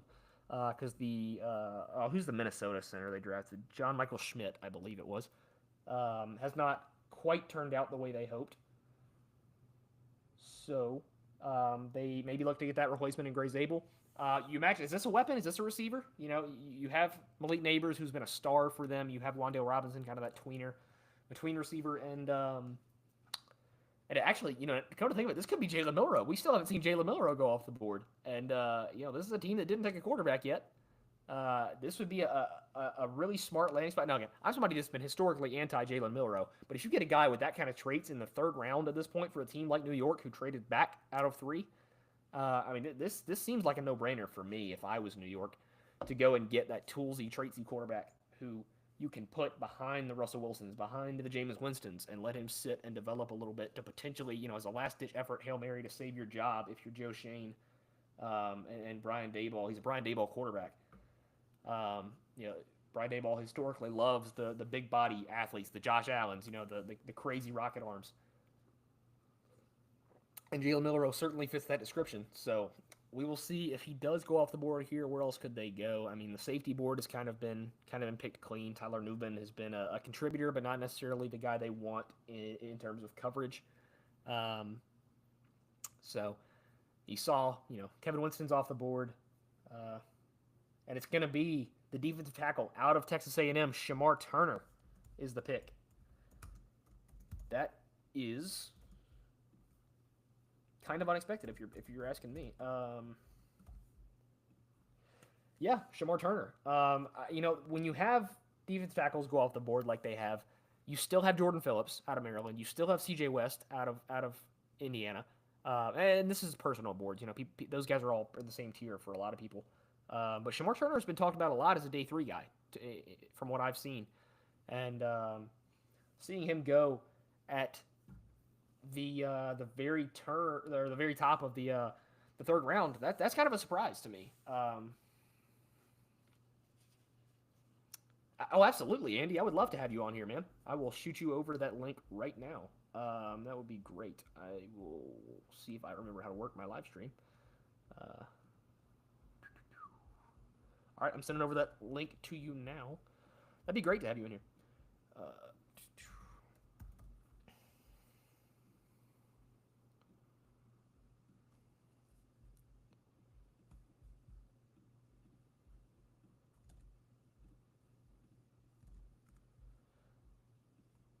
All right, Andy, I just shot that over to you. Oh, and I missed the Kansas City pick. They get Alec Iomanor, the receiver out of Stanford. You see him go. I imagine one of those picks had to be for a receiver for them.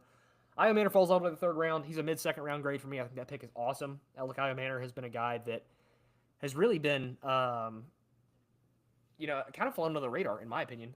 You don't see guys his size separate at the level that he does and be his kind of athlete, as well as being the one of the better blockers of this entire class. If you ask me, a receiver really blocks with just hatred in his heart.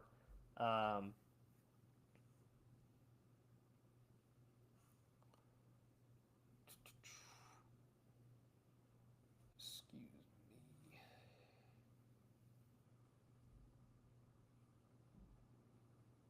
Are we hearing something?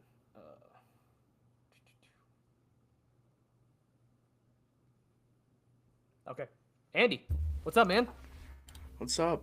How we doing? I think I'm great. How about you? I'm doing pretty good. All right, glad to finally have you on here. I don't think we've met face to face yet. Yeah, this is cool. we have know not. Pretty much everything. Finally getting in here on the same podcast. Jack Sawyer hate train. Yes. Absolutely. Late day 3 pick, Jack Sawyer. And Eagles are back on the clock after trading up to. I'm actually surprised he hasn't gone yet. Who, Jack Sawyer? I thought. Yeah, it's gonna be Pittsburgh. It's Deion Walker and Jack Sawyer. It's gonna be Pittsburgh. Oh my goodness, man, that'd be hard to spin if you're Pittsburgh. I actually thought Detroit was gonna take him at 60. This group is too smart for Sawyer this early, right? Like, I thought it was too smart for Deion Walker at 38, and Dylan Fairchild at 60. Yeah, Fairchild. I still feel like I spent like 10 minutes talking about that pick, and I flew over it. That was. He also shock. He has no name value too. There's no name value with Dylan Fairchild. Yeah, like at least Deion Walker, got talked about as a top guy for a long time. But fans might still recognize the name, but like Fairchild has been a consensus late day 3, mid day 3 at best guard for a while. Jeez. So we'll see how that goes. I didn't introduce you at all when you got here. This is Andy, Colorado and Denver, content creator, draft creator, super smart guy. In the Denver war room has been, they took Caleb Johnson. They took Colson Lovewood first at 20, which my guy Andy was a huge part of here. And then Caleb Johnson at 51. Stacking up that offensive side of the ball. How are you guys feeling about this draft so far? Yeah, very good.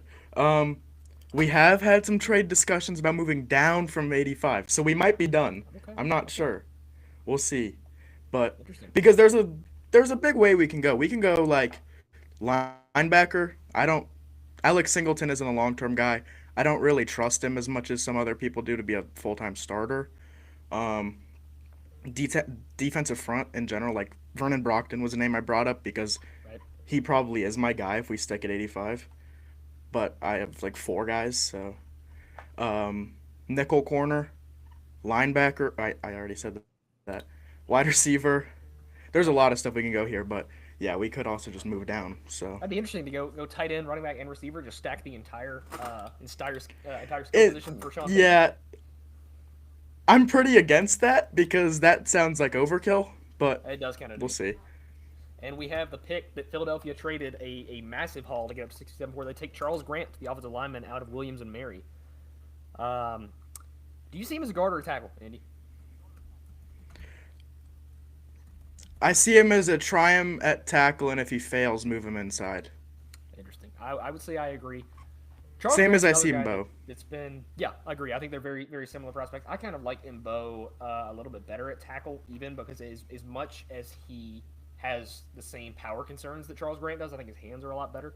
But with Charles Grant, this is a guy that's been another small school darling that's flown up draft boards. We talked about, was it Daniel Jeremiah's top 50 he cracked one of these times? Got talked about a lot. Incredible athlete, one of the better athletes on the offensive line in this class. He's a guy like wide zone teams gonna love this guy because he really gets out in space well. But for me, I think the hands are a disaster. I think that there's some significant power concerns. The anchor is not good. So this is probably more of a day 3 guy to me. How do you feel about him, Andy? I think he's got I bet on the upside. He has a great traits, great upside. So I do have him. He's dead 100 on my board right now. Squarely 100. He rose a lot because I watched him like 4 times over to force myself to like the traits. So, but I don't get the top 50 buzz. I wouldn't take him 67, but I get We it. have a trade for the board right now. The Dolphins are trading up to wait. Yes. Vikings are sending 68 to the Dolphins. Is Ramsey on the move? 16. In the real life NFL missed role, it sounds like opportunity. Ramsey's on the board. Yeah, you can move him in here too. It doesn't seem like he's on the move right now, but it seems like we have a trade for now. And they pick Savion Williams, the receiver out of TCU. There it is, my guy. I love him. I love to see the love this early. Savion over Jalen Knoll is. You know. Let me plug this trade in here really quickly before I talk about this pick. Dolphins in 98 and 116. And the Vikings, who've been trading like crazy in this, send pick 68. And I love this pick for them personally. I think that is, a guy that is a dream with a guy like Mike McDaniel that has that creative of an NFL scheme. Oh, jeez. Yeah. And again, I'm somebody that I don't think Savion Williams is a gadget guy. I've preached that forever. I think he's a way better receiver than he is a gadget guy, and he just never really got the chance to actually play it. But I think, oftentimes the NFL is not that smart, and if they're just going to automatically plug him in that gadget role, that's a pretty good situation for him to go to. How do you feel about Savion Williams, Andy? He's one of those guys that I think, weirdly enough, there was like weird media agendas out on him from the get-go. So most people don't like him without even watching him. It's like Loveland. Yep. It's like Loveland. There's not it's just half of what's said. Nope. We might have some connection issues here a little bit with Andy. But yeah, I fully agree with his point about people kind of judging Savion Williams before you actually watch him play. A lot of it is the TCU helmet scouting. People saw Quentin Johnston bust straight out of TCU. People see the same helmet and they immediately freak out about Savion Williams. And I think you see the Cordero Patterson comps get thrown around a lot. Like I mentioned, people automatically penciling him as a gadget guy. Cordero Patterson was never the level of receiver that Savion Williams is. I think those comps can be a little bit lazy, personally. Are we back in here, Andy? Can you finish your thought? You good? There we go. Yeah, you're back.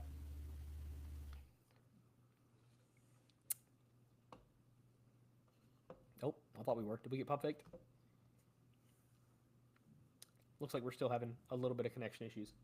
So, anyway, like we were talking about, hey, this is the pick. Is this the pick for Jack Sawyer? The Steelers are on the clock, up to 69. Took Deion Walker in the second round at 38, of all places, which was a bit of a shock to most of us. So we'll see where they go with this pick. Are we going to have another shocker like Deion Walker? Pick is not in yet.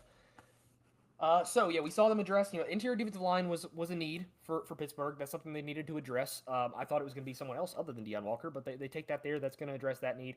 Jalen Milroe, a guy we talked about a lot for them in the first round, in the second round, is still here in the third round. Do they finally pull the trigger on him here? Maybe. His fall is kind of surprising to me. He continues to fall past QB needy teams. This is also a team that could go, on the defensive side of the ball. They could also go secondary, they get some safety help. But to me, you could also see running back. This team, after losing Najee Harris, they have a big hole at running back. Jalen Warren isn't really a guy you want being your 1A.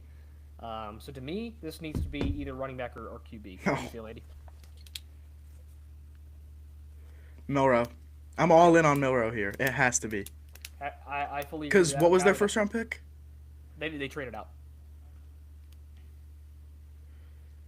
And then, so their first pick was Deion Walker. That is correct. Yeah. I have no further comments. Yeah, I kind of agree with you. They're trading out of the first round. I forget who they traded with. Somebody. Oh, was that the Browns? No, that wasn't the Browns. There were so many trades in round one. I forget. 38 is. I don't know. 38 or 39, whatever they want to trade up with. But yeah, that was their first pick. At this point, like I said, I think it has to be running back or QB. But Milroe can't fall, and it's Ariante Arcery. I think that's another great pick. That should not have fallen as far as it's a good. But didn't you get blocked by someone because they in the first 32 team mock I was involved in, you were posting the picks, and Ariante Arcery was picked 25 for the Steelers, and you got blocked by someone. I did. That did happen. You're correct. Now Steelers FC is not happy with that pick. Yeah, no, I got to say, Ariante Arcery at 21 and Ariante Arcery at 69 are two very, very different picks. And the Jaguars have Jalen Noel right here. The picks are flying in now after being a little bit slow. I hate that. Jalen Noel's one of my favorite players in this draft class. Goes to a division rival. Jacksonville is killing this draft right now. So far, they've gotten Travis Hunter, Xavier Watts, and Jalen Noel. What a haul for them. But yeah, Ursery, I think he's an extremely powerful player. I kind of like him better at guard, but I could see a world where he lives at tackle as well. He's a good enough athlete if you kind of corral in some of the raw athletic traits that he's got. And the Broderick Jones experiment has not gone well in Pittsburgh, so he seems to be the heir apparent to that tackle spot. And then Jacksonville going up to get, or not going up, just picking Jalen Noel. Here, after adding two members of the secondary first, third pick is going to be receiver Jalen Noel out of Iowa State. This is a guy that I think I have a mid to high second round grade on him. I think he should have gone much, much earlier. I'm starting to get a little bit nervous here. We've got, Jack Besh is still on the board. Past Jack Besh. Your guy's still on the board. Yeah, it's Jack Besh and my guy. So we are hoping. Does he survive another 11 picks? I do have. I don't know. There's some wide receiver needy teams, or teams that could use wide receiver. I agree. I'm thinking I'm gonna hit the phone lines here. Let's see if we can make a move, make a little splash move. To move up? Quite possibly. We'll see. New Orleans is wide receiver needy. Chicago. That was actually. The Jets are gonna take one. The Panthers are gonna take one. If I can hit that Chicago spot. 49ers is the team I'm looking at.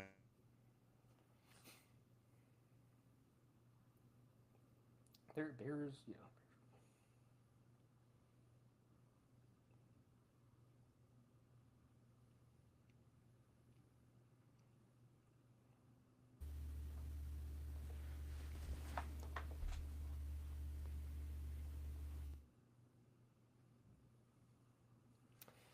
All right.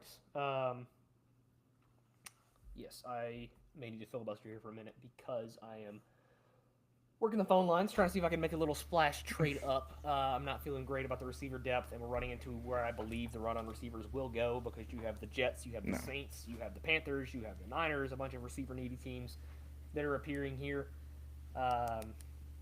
Let's see how this is going now. What's happening in this break? I'm surprised the run on running backs hasn't gone yet. Yeah, I kind of agree. You saw the main five go, in my opinion, in I thought Caleb would have sparked that. Yeah, you saw Judkins go before Caleb, which I think is kind of interesting when people are high on Judkins. Judkins before Henderson caught me so off guard. Did he go before Henderson? Wow, that's crazy. They were right there next to each other. But so yeah, you've seen the Yeah, top Judkins was five the guys third go. off the board. So yeah, you see the top 5 consensus guys all go off. Who's the your board. fifth? After that, Because your fifth isn't Judkins. it's not. He's a lot lower. Damian Martinez is my 5. I'm You're- a huge Damian Martinez guy. I like that. I think past the top 5 is where you really see the variance go with this running back class. Because you see, like, that top 5 is what everybody has, most everybody. And after Judkins is where you see it really switch. Like, I've got some very non-consensus thoughts on that. Like, I have LaQuinn Allen that high. I have Damian Martinez that high. I have Jaden Blue that high. And I like how do you feel LaQuinn. about Martinez? I like Jaden Blue too. Damian Martinez, he just gives me so many vibes. Like, this guy's going to be a starter in the NFL for 10 years. And that is so desirable for running backs. Yeah, absolutely. I think that's the guy that was a track star in high school, as well as having that massive frame. I didn't know that. Yeah, that's why you see that long speed really show up on tape. Incredibly elusive as well as being strong. He hates the ground. He has that kind of Isaiah Pacheco look where he just runs like he hates the ground. Incredible contact balance. You could hit him head on with a truck. He's not going to go down. The term I've always used with Damian Martinez is he plays like he has loaded springs in his ankles. For a guy that's over 210 pounds, he just bounces laterally. I mean, you'll see him see a hole. Again, great vision. He'll read a cutback lane or a bang read on counter and just shoot laterally. The lateral movement skills are really crazy there. He Go ahead. he waited.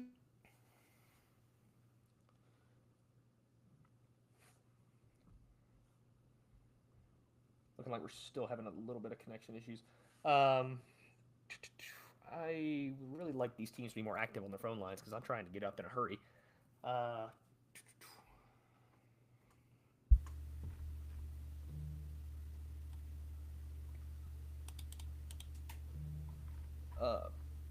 See the Saints. Who are the Saints? They took Will Johnson and Jackson Dart, I believe, and they traded up for Dart. So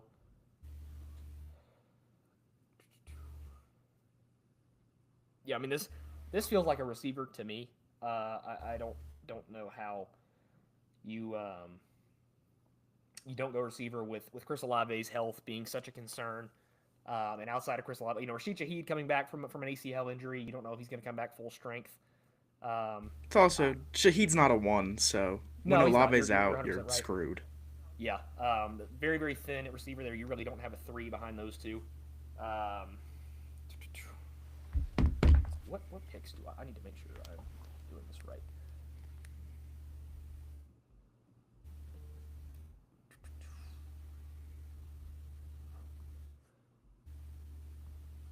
I really don't want to move that pick, but I feel like I need to get up.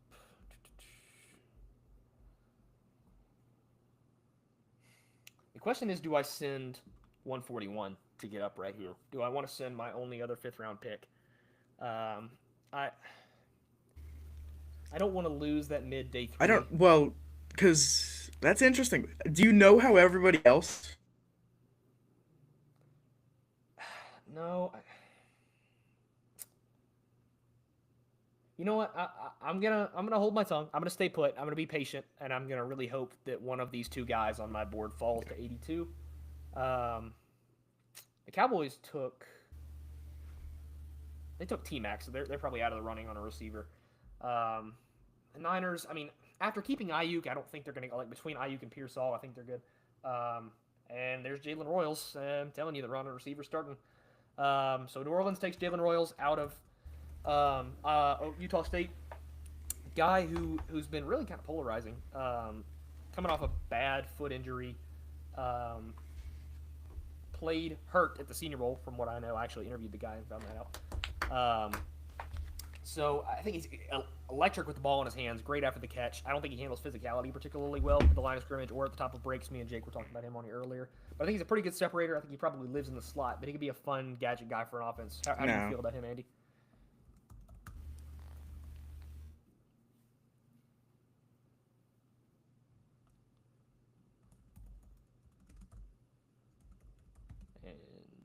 Like we're still unfortunately having some connection and stuff.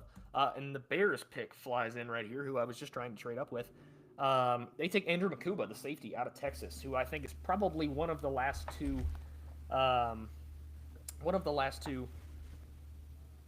teams, or one of the last two safeties, excuse me, that probably goes on day 3. I think we've seen Winston go already. We've seen Xavier Watts go already. Andrew Makuba goes. To me, the only other safety in this range that you could go with is probably Jonas Sanker out of Virginia. I don't know if somebody feels comfortable taking the pick this high, but if you're a team that really needs safety, I think he's a guy that's as prototypical of a box safety as you're going to find. The frame is huge. The Jets, I feel like this is going to be Jack Bech. I'll go ahead and tell you that right now. Anthony Russo, if I know him, he's taking Jack Bech at this pick. I'm going to go ahead and plant my flag on that one. As we look on the Patriots, they got Luther Burden in the first round, so I'm going to imagine they're probably tapped out on receiver. Houston could be a team in play. They have Nico, obviously, but opposite Tank Dell has had, oh my goodness, the Jets take R.J. Mickens out of Clemson at 73. That's a surprise. Not a guy I had in the day 2 safety discussion. I'll tell you that right now. But I know Anthony's extremely high on him. His dad played in the NFL. He's got the NFL genes. Mickens, not the best athlete in the world, but he's a extremely smart player, very instinctive safety. Again, not somebody I would have taken this high, but if you really like him, the Jets have a hole at safety. They got Andre Sisco in free agency, but opposite of him, you really don't have a guy that's going to play starting role for you here. Andy, are we back? We're feeling good? Yeah, I just joined on my phone because I'm facing the problems of not updating my computer. All right, there we go. I hear you there. Well, how are you feeling about these back-to-back? And there goes Jack Bech, 2 to the Panthers. So that run, back-to-back safeties and Andrew Makuba and R.J. Mickens. Makuba, I get. Mickens is. Anthony Russo loves him though. So. How do I keep saying safety? Jack Bech's a wide receiver. Okay, so yeah, there's Jack Bech. I expected him to go to the Jets at 73. He doesn't. He goes to the very next pick to the Carolina Panthers at 74. They get Bryce Young, a weapon. Good replacement for Adam Thielen, who I imagine will not have a very long future in Carolina. You get a guy opposite of Jalen Coker, who's probably going to be your X. You have Jack Bech as either your Z or your power slot. How do you like that pick, Andy? For who? Sorry, Bech? For Carolina, yeah.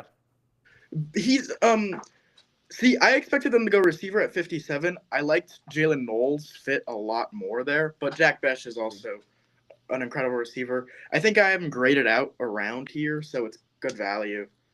I feel like he'd work well with Bryce, but yeah, I really feel like they could have gone with Knoll at 57 and gotten the better slot or kind of that play style for Bryce Young.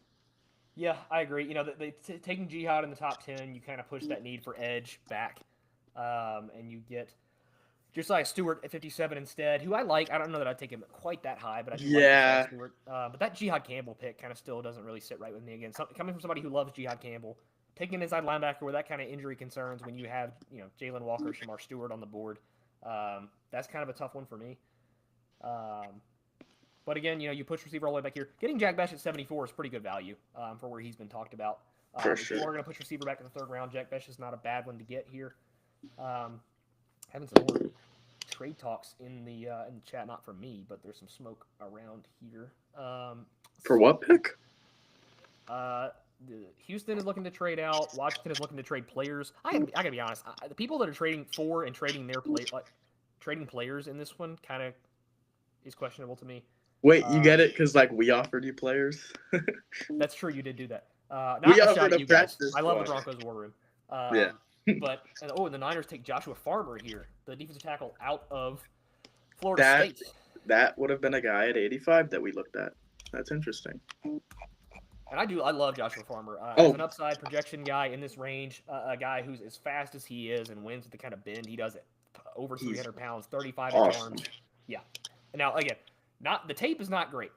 It's very rare that you see consistent good play from Farmer on the tape. The production wasn't where you'd like it to be, but you're taking this guy for the upside. I mean, the frame that he has, the length, the athleticism in that frame, the sky is the limit really for Joshua Farmer. Great run defenders. He comes in with somewhat of a floor in the run defense, but the ceiling as a pass rusher is really great. I know he's been talked about a lot for the Broncos. So how are you feeling about him? He's 65th on my board. I had to pull it up to make sure. So I feel like this is great value here. The 49ers, they need to rebuild that defense as a whole, and Farmer's a great ceiling for them in terms of that. And he adds value now. So, dang. All right. Apparently, the team that we were trying to trade back with got cold feet. That sucks because we had a great package going. That sucks. And I don't love anybody at 85. Yeah, I hear you. I mean, hey, we've talked about Jamari Caldwell. Not to air your business out on the War Room, but that's one of my guys. I know that's one of your guys. Fits a need for Denver. I don't know if he's in play at 85. He would be for me if I was in that War Room. But a guy like Jamari Caldwell that's 330 pounds, can plug two gaps at once, has really just a movable anchor in the run game, but also has a shockingly deep pass rushing bag. And it just really, I'm not sure Dancing Bear has ever fit a player as well as it fits Jamari Caldwell. He really just floats around at 330 pounds. How do you guys feel about him in the Denver War Room right now?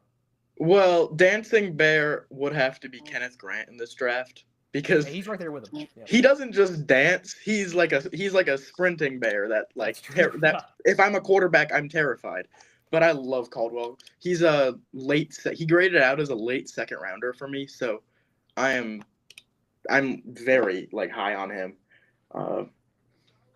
Higher than a lot of the consensus I see. A lot of the consensus I see as him well, maybe we like him in the 4th. I like him in the 2nd. So, yeah, I would love him at 85.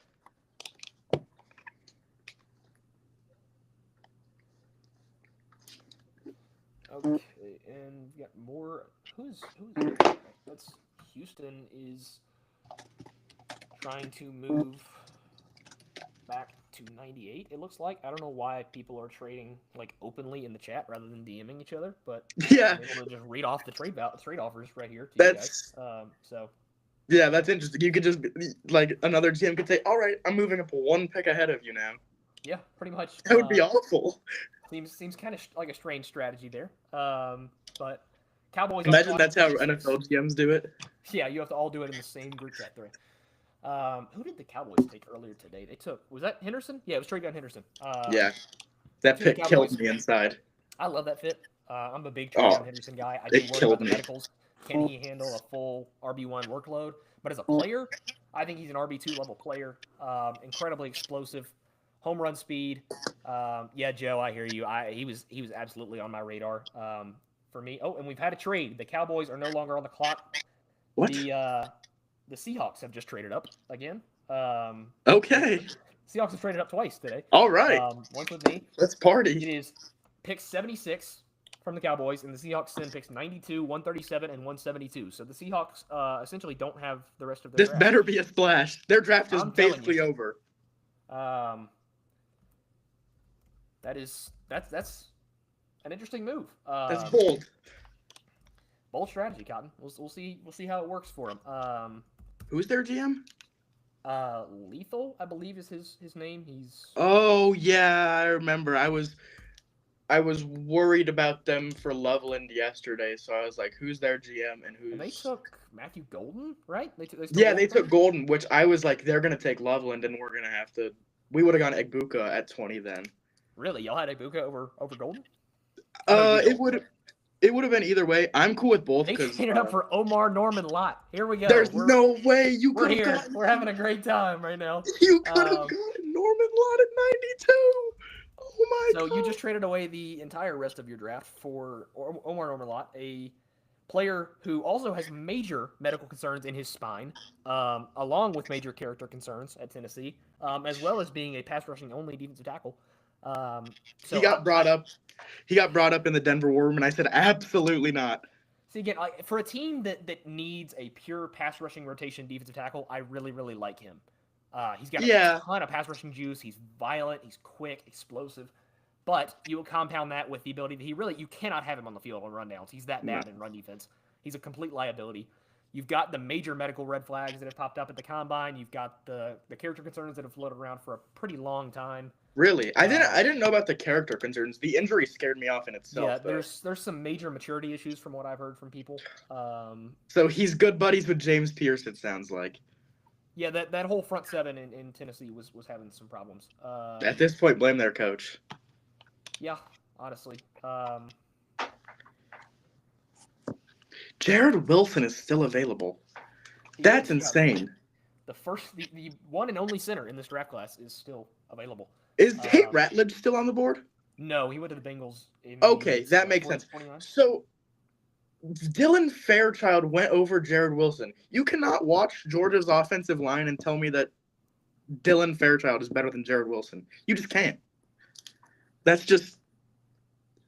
And I like Dylan Fairchild.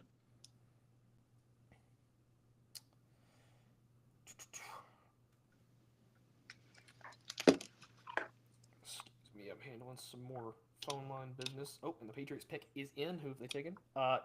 He just took Donovan Jackson, who is definitely not on the board. I think he's like 50 picks off the board. No, yeah. he's like, let's see. He went at my pick, I believe, at 35. Right, because they traded. I still hate that. Wow. You would have gotten Tate Ratledge. They've traded up. They've traded up for an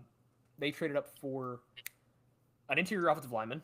They've traded up for Omar Norman Lott, and they have no day 3 picks. So do they actually not? Is their draft over? It's not over, but like it's like practically over. I think they have a 5th and like a 7th, and that's pretty much it. I mean, if their entire goal was to like, oh, I'm not gonna be here on Saturday, so I'm just gonna make the best of my day 3 picks. That's cool, but I don't even think you made the best of their day 3 picks, or I don't even think they made the best of their day 3 picks. Just my 2 cents.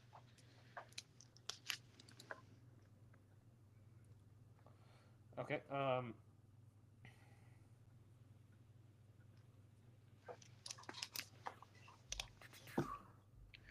Maxwell Hairston's still on the board.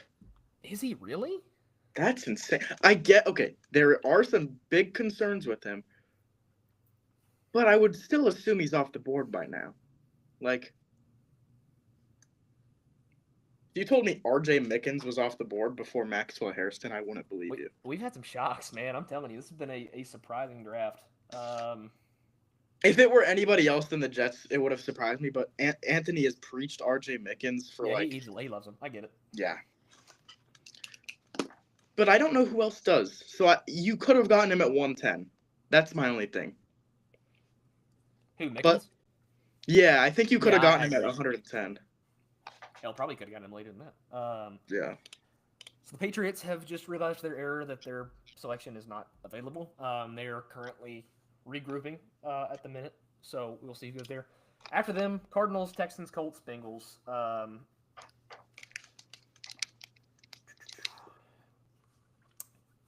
Again, a little bit nervous. I'm less nervous now. I think the receiver knee teams have kind of fallen off a little bit. Yeah. What pick are we at? 77 still, okay. Yeah, I can't get over Hairston still being here, man. Yeah. What are your thoughts on Demetrius Knight? I know some people are scared off because of the age. I like him. I think he's one of the few guys. Now, again, the linebackers are falling. That's one of the groups that's not getting touched in this draft class. But we have a trade. It looks like. Oh my goodness, this is extremely convoluted. The Bills are trading 108, 132, 169, and 173, and the Giants 2026 7th to the Colts for pick 80. You're kidding! That's the exact package they had for 85. No, gosh. That's wow. That is a lot. Who are the Bills going up for? It's got to be. Well, it's not Hairston. They took Amos. Is it? I mean, would it be? Is it receiver? I hope not. It might be. I mean, what receivers on the board? I don't. I mean, is it? Is it your guy? Ty Felton? I don't think anybody in the Bills war room loves Kyle Williams like I do, from what I know. Randall does love Ty Felton. They love Ty Felton. Like, yeah. I gotta plug in this pick. How does Jim feel on Ty Felton? I think he likes him as well. He was big on him at the Senior Bowl. Okay, so it probably. All right. the Bills better love who this is. You just traded basically your entire day 3. Like that's They had that so package. many picks. That was the package that was being discussed for our pick. That's why I said they got cold feet a couple minutes ago. I guess they got it done with the Colts. It has to be Felton probably. But I mean, I don't think you have to give up that for Felton. Like, I know there's fans of Felton in the Broncos war room. That's why I brought receiver up. and like I get it, but sheesh.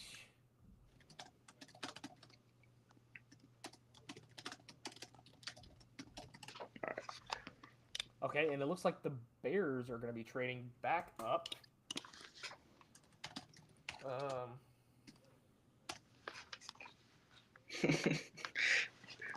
I'm in a Broncos group chat on here on X, and there's somebody who hates Matthew Golden and sends like every anti Matthew Golden tweet out there.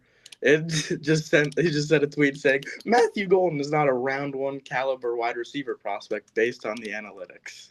Oh, Thank God we have eyes. But we have just had a confirmed trade. The Bears are sending a 2026 third and Braxton Jones for 77. So, Patriots move out. Bears are now picking. Is it just going to be a tackle? Because I mean, like Anthony Belton, maybe because Braxton Jones is a penciled-in starter for them. I don't get that. I don't like that.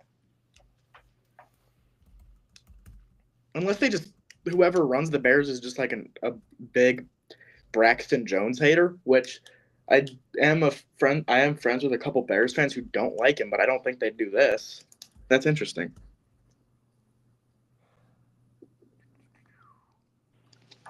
Because they got running back in Judkins at 41. Still feel like it should have been Travion there, though. I feel like Ben Johnson would want Travion.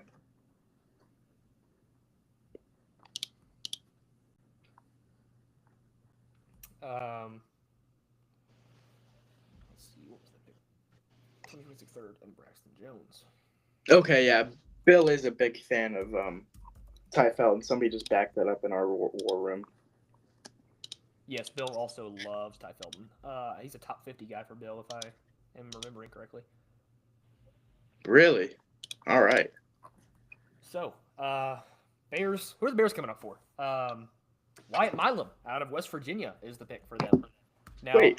If you expect Wyatt Milam to come in as a starting tackle for Braxton Jones, Is Jones their right tackle, or is Darnell Wright their right tackle? I'm pretty sure Darnell Wright's the right tackle. So you're expecting Wyatt Milam to come in and be the day 1 left tackle? I would have understood that if they went Will Campbell they moved up to 7. If they went Will Campbell at 10, but I don't get that. Oh, yeah, I don't like that. Cardinals on the clock, Texans, Bills, Bengals. Now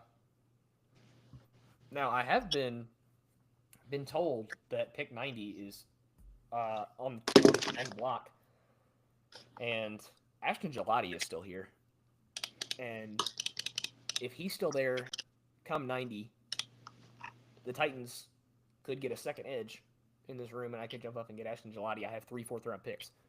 Yeah. Oh, because Parker's at 90? Yes. Is Parker looking to move that pick down? You didn't hear it from me, but yes.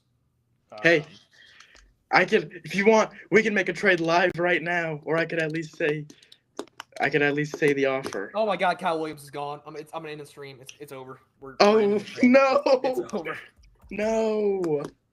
Is that that's who the Cardinals just took?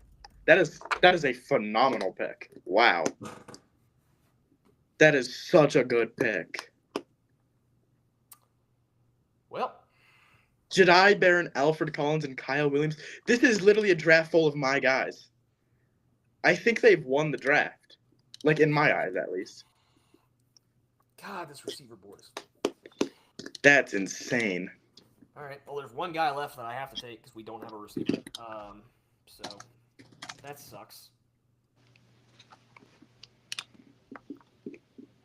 Should have traded up. Got too patient. Oh, 4 picks before is absolutely brutal. That's so. Where do you go now? Are you the big Ty Felton guy? No, it's gonna be Torrey Horton, but like. Okay.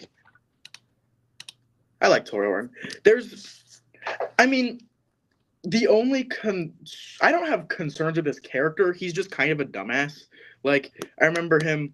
He was like really the big guy who started the Colorado hate train during this season with like, well, we play for he tried to say exactly what Oregon said last year, and we play for wins, not for clicks, and we gonna show y'all this weekend, and we beat them by like 30. So I'm actually like that felt like a gunshot to my chest, man. It's over. Oh, it's never been more over. Oh, it hurts, man. Okay, I might have to make the trade back up just to feel like to feel something after losing out on Kyle Williams. God, that's brutal, man. Ugh. Isaiah Bond would have been a great fit for you guys had he not, you know. And they've done a lot of work on Isaiah Bond. They've had a combine visit. They have a 30 visit. They've sent investigative people into his background to make sure it checks out. And it really doesn't check out. No, yeah. I have a great idea for you. Harold Fannin and play him at receiver. Don't talk to me. I'm about to kick you off my stream right now. You're about to be out of the war room in this current minute. Not a big Harold Fannin guy. I would not take him before the 5th round, and even then I wouldn't like it. He doesn't fit the NFL game well. I fear. Like, what is he gonna do? He's same thing as Tez Johnson. Slow and small doesn't work. At least Tez Johnson decelerates well. Oh, I hate Tez Johnson. Like, if one person lobs me Tez Johnson to the Broncos one more time, I'm going to blow my brains out. I can't deal with Tez Johnson. Like, Tez Johnson has a very, very niche role as a mid to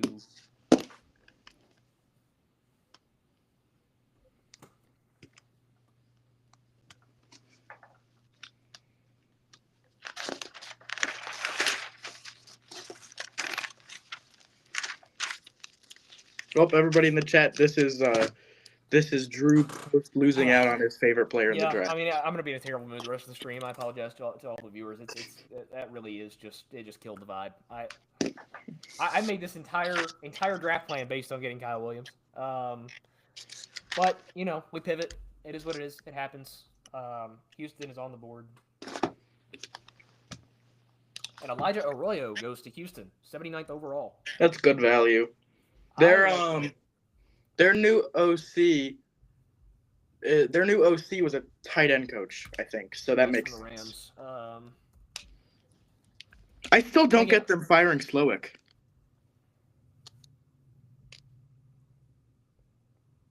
So without the injury concerns, like he's a top, and there goes Ty Felton. So the Bills did send all of that for Ty Felton. Wow, that's really interesting. He has big fans across the board. I mean, again, I understand the Ty Felton love, but like that is so much to give up for a receiver you probably could have gotten where you were. Yeah. So, you know, the Bengals aren't going to go receiver right here, so we will get Torrey Horton, but that is just an unfortunate break for Tennessee to have Kyle Williams go right before. You know, got to bounce back after that, but where am I at? Okay.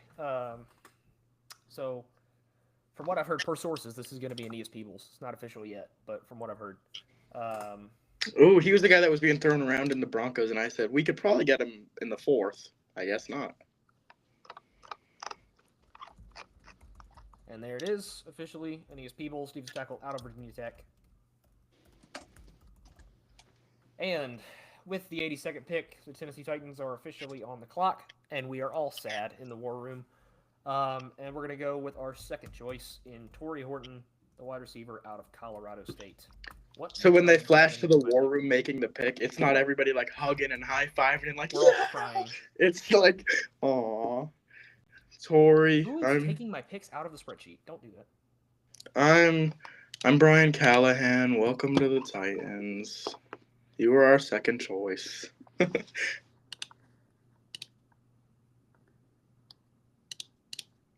I can type. No, I can't.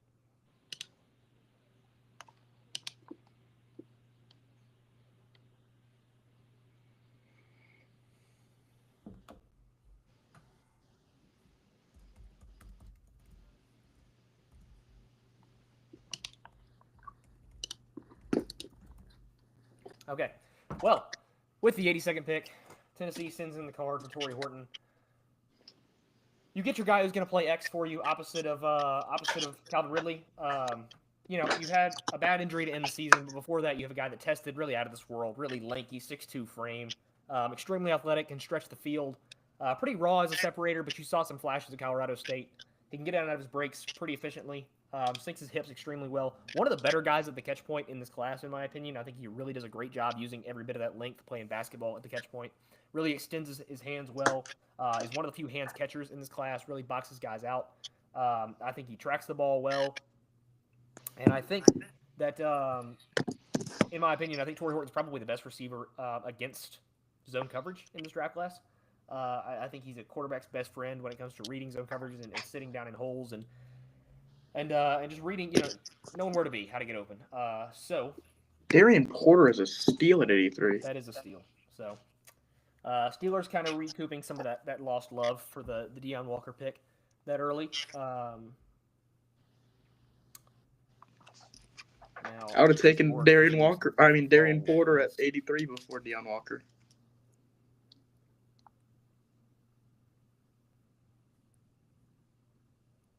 I don't actually know where I have Darian Porter graded.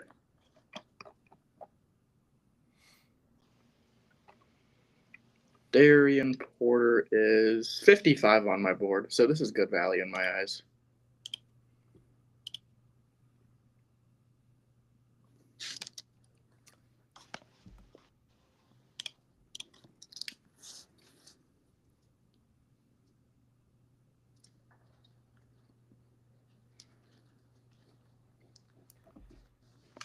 Okay, so I'm working the phone lines here. I'm going to try to get back up and make a splash. I got to be honest.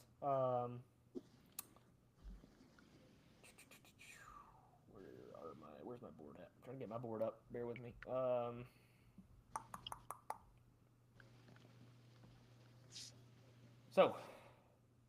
Okay, yeah. I mean, the fact that this guy's fallen as far as he has, if he falls another 6 picks, I am more than happy to send this. And get up to the 90th overall pick. Working the phones. Come on. I need these GMs to be more active in here. We're working the phone lines. We're all here.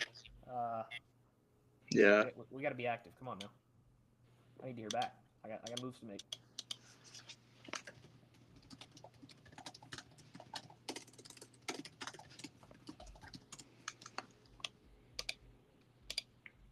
Why did I close the tab with my board on it? There it is. All right. We're coming up in a couple picks. I don't know. Yeah, There's a lot of things we can do. A guy that I didn't think was going to be remotely close to our pick is Jared Wilson. And we might have to turn a Jared Wilson card in.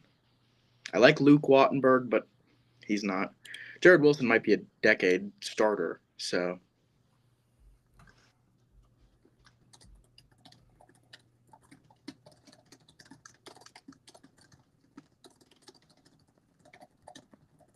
I don't think I can get a TikTok edit of Jared Wilson to post when I put that pick in. That's the problem. Like I'm posting TikTok edits of Loveland and Caleb Johnson. I don't think I can get one of Jared Wilson.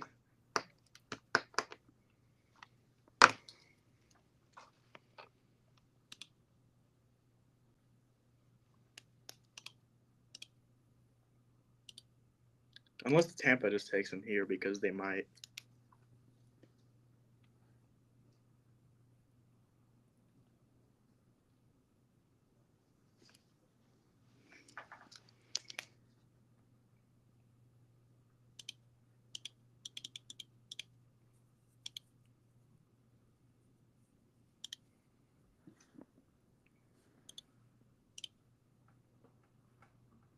Where do you have Aeneas Peebles graded? Because he went 81.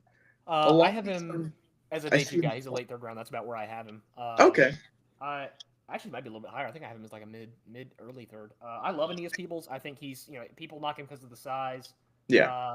Which I understand. He's not a guy that's going to be a significant run defender in the league. But the way he automatically wins the leverage battle and how advanced his hands are and how much pass rushing potential he has on the interior right there, I think he's going to be a passing down threat as a rotational guy. He's going to have a really long career. So I love that pick for the Bengals who need some pass rushing juice on the interior defensive line in there. Yeah.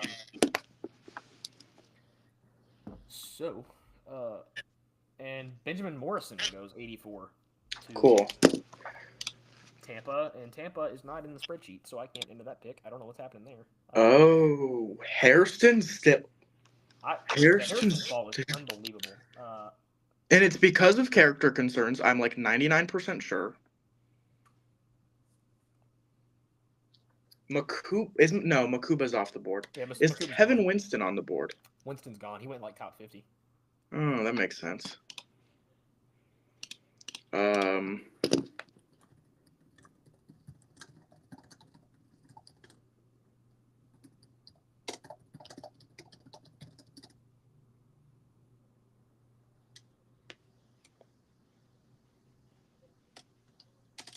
Jacob Parrish is another name. Parrish, yeah, he's still here. Yeah. I love Jacob Parrish. I do too. It would be interesting to see Parrish go over Hairston, but I think for what the Broncos need, Parrish is a lot better. So, Denver's on the clock. This is you, Andy. This is your group. Yeah, I'm like feeling right now. There's like 50 different directions we could go. We like the thing with pick 20 and pick 51, we had set guys in mind. Yep. We've been saying 85 is best player available. There are so many best player availables is the problem. So, yep. If I was making the pick, it would be Jamari Caldwell. We'll see where they go. I've tried to convince some people, but everyone seems to think he's going to be there at 122. I don't think he will be. So Jacob Parrish is another name. I know y'all have a nickel, but I think his future is kind of questionable. Jaquan McMillian, yeah. I mean, he was amazing as an undrafted free agent rookie. And then this past year, like, wasn't the same. He was still good, but he wasn't like a future star, what he looked like. So we could go nickel here, and that's just the end of that. Yeah. Sounds like we're down to two names. Okay. Jacob Parrish and Jared Wilson. There we go. Some insider information from Andy. Yeah. I've talked to Jacob Romano in the Broncos space about Jacob Parrish. He is pounding the table for Jacob Parrish right now. Yes, I've talked to him a lot about that. We've gone back and forth. He's one of both of our guys. We both love Jacob Parrish. Parrish is a guy that I don't think you play on the outside. I'm not sure he has a bright future there. The recovery speed is not where you like to be. He ran a lot better than I thought he would at the combine, but I just don't think that he has the athleticism to play on the outside. The frame is slightly concerning, but on the inside, this is a guy that is one of the best press corners in this class. He's gonna punch a hole through somebody's collarbone. I think the ball skills are good. He's incredibly physical, very, very sticky in man coverage. I think his instincts are good in zone coverage. His eyes are good. Just an incredibly high floor corner to come in and immediately plug and play as a nickel for you. And your other name was Jared Wilson, who I think would be great value at 85. I've got a mid-second round grade on him. I do too. Again, as the one and only center in this class. So if you need a center, it's Jared Wilson or nobody. Ian Rappaport tweeted that just tweeted about Gray Zabel out of the blue like an hour ago, and he called him a center, which means that NFL teams are listing him as a center. Yeah, and I've heard that thrown around, but I don't think he's no. I think he's really athletic enough to play. I think he's and I'm definitely a Gray Zabel fan. I think he can be an all-pro guard. I don't like that at center though. Like I don't like him at center. Yeah, I'm somebody that's not a Zabel fan at all. I'm a little bit lower on consensus than him. But I agree that I think he's pretty much a sole guard. I don't think he's nearly athletic enough to play tackle or center. I think people kind of throw the center thing around a little bit too loosely, in my opinion.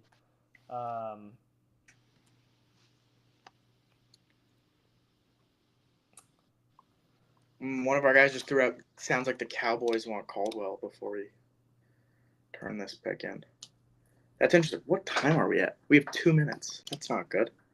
Yeah, y'all gotta speed up the decision here. I don't even know. Like somebody said, all right, I guess we're sold on Parrish, and then somebody said Parrish is 5'9".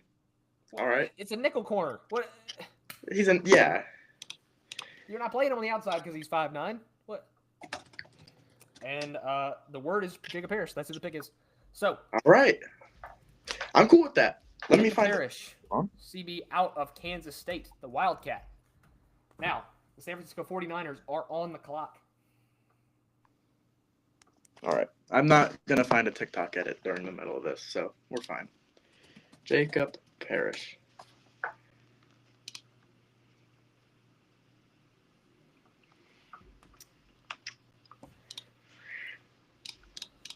Yeah, I think we're split on that. I at towards the end of that pick, I was saying, yeah, let's go Parrish. I like I like Luke Wattenberg. I think he's going to take a big jump this year, so I don't think we need to force a center pick. I love Jared Wilson though, so I would have been completely fine with that.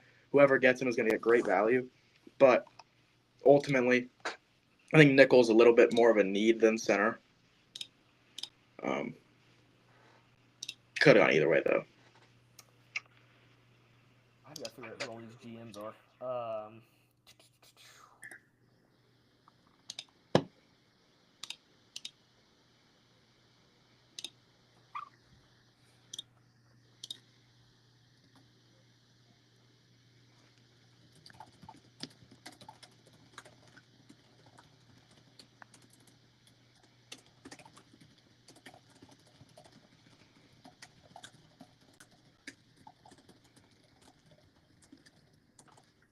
Oof, somebody just said, if we wait, Jalen Smith's a good option. We made the pick, sorry. As a nickel.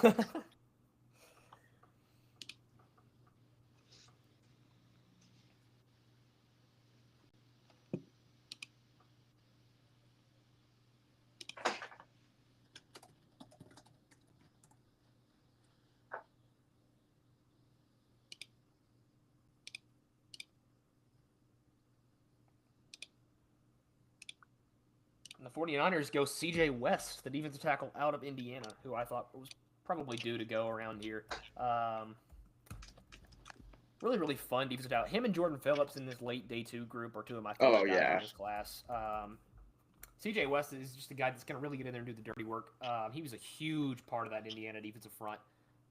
Good run defender, really stout run defender in the middle of that defense, but also another guy with really, really effective hands in pass rush. A guy that's going to be able to come in and be a guy you can keep on the field all 3 downs and provide some pass rush and juice from the inside there.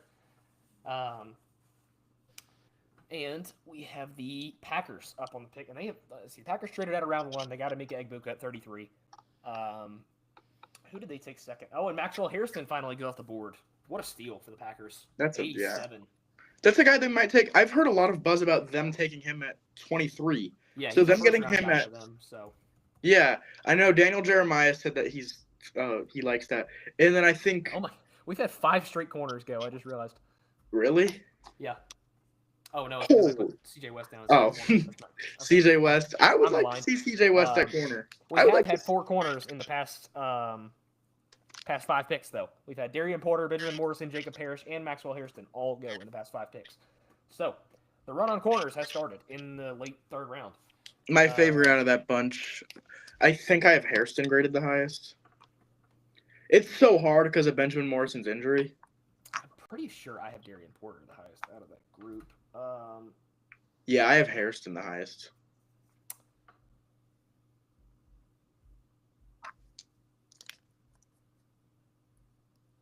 I mean, is there a shot that my guy falls out of this 3rd round? Like, that seems crazy to me.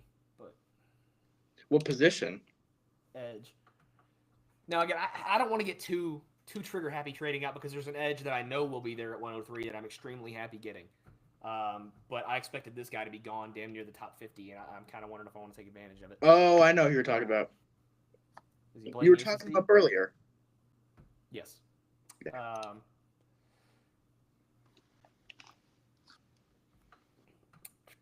There's a lot of teams trying to trade up right now.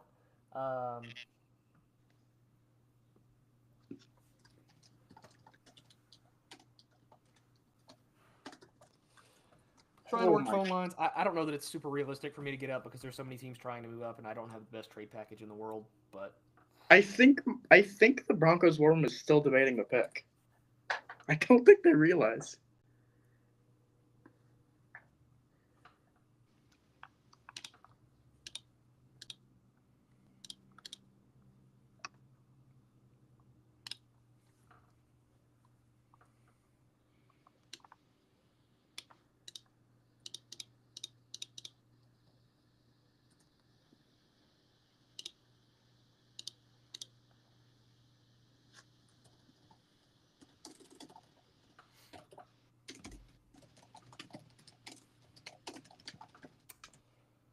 Okay, Giants on the clock here. Giants. How do you feel about that Tyler Warren picking the top 5? Oh my! I'm glad that you bring it up because I was thinking about it. It was like weirdly enough one of the first things I thought about when I woke up this morning. That's how like interesting it was. Yeah. Um, it was a botch because I think they moved down anticipating the Patriots would take O-line, which, I mean, if you look at Patriot circles, they're infatuated with Abdul Carter. Every single Patriots fan loves Abdul Carter and hopes he's there at 4. I get it. Yeah. So I guess they do that, hoping Abdul falls, and then them at 5. I think they were trying to move down because they were like on the clock for like 9 of the allotted 10 minutes. But I would have gone Mason Graham there, or Armin Membu, or Jalen Walker, or Ashton Genty. Tyler Warren would not have been. I don't think Tyler Warren would have been one of my top 5 options for them there. And I love Tyler Warren. He's 7th on my board, but I don't like the positional value there. That's coming from you as a guy who loves Tyler Warren, even in that range. You're still that upset at that pick. I have Warren in the 20s, so yeah. Like for me, that was brutal. I was being on the main broadcast. I tried to be as nice as I could about it, but that was. I saw you like holding back. You were like forcing yourself to stay quiet through it. I remember that. That was a tough one to spin. I got to be honest. Oh yeah, I can't. I mean, I can't even defend it like in the slightest. Now, I mean, at least if you're Joe Shane, you're gonna get fired. You might as well go out while getting everyone else fired. So yeah, I mean, yeah, just blame this pick on your scouts. Say your scouts had Warren as the best player in the draft. Get your scouts gone too. Exactly. Yep. Hey, this regional guy had him 2nd overall in the class. Blame him. Giants said they were coming like 10 minutes ago, so I don't know where this pick is.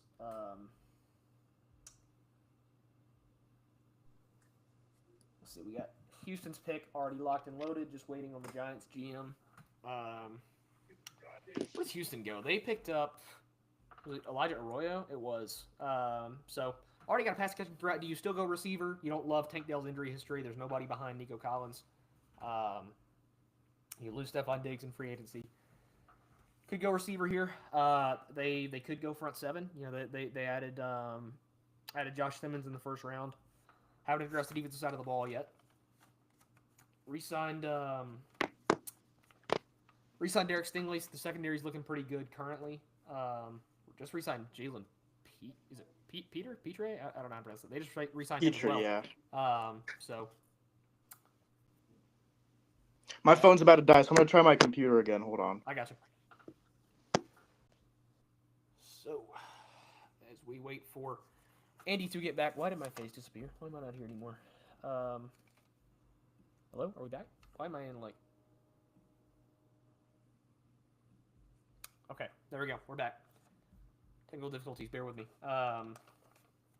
Demetrius Knight out of South Carolina, who we were just talking about earlier, is gone to the Giants at pick 88. I don't think I got to dive into Demetrius Knight too much earlier, but this is a guy that I think is pretty. I didn't spell that right. Yeah, you see some people talk about the athletic limitations, which I understand. You know, not a guy you want in coverage all that much, but he's an incredibly smart, incredibly instinctive player. Comes down and hits like a freight train. A lot of stopping power as a tackler. Like I said, great instincts, incredibly smart. I got to interview him at the Senior Bowl. He walked me through how he reads backside tight ends on run concepts. Incredibly smart guy, great football mind. So, love that for. That was actually. Wait. Okay, yes, that was an ebook. Okay.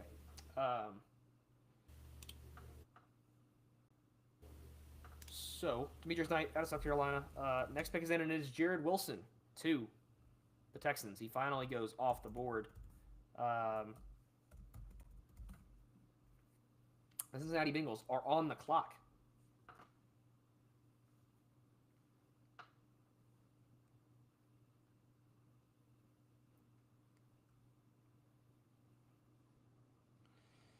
I'm trying to get into this pick. I don't know if it's going to happen. We'll see if we can get up to this. Um, Jared Wilson at 89, man. Such a that's steal. great value. Houston got a brutal offensive line. Just traded Laramie Tunsil. Got C.J. Stroud killed last year. You add in Josh Simmons in the first round. You add in Jared Wilson almost at the turn of the third round. Just great value all over the board for them.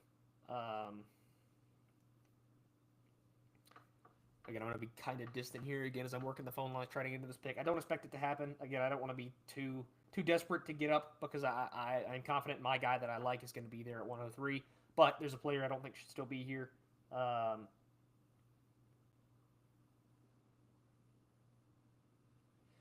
Yeah, I agree with you. I started sorting right here. Dallas is trying to move up. I don't think they're going to move down. Baltimore. Green Bay. Let me see if I can hit up Baltimore really quickly if they're trying to move out.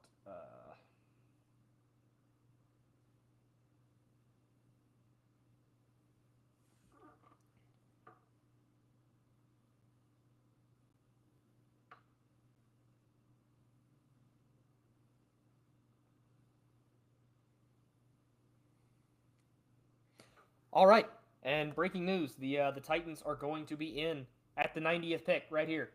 I believe still trying. Wow. I believe that's final confirmation.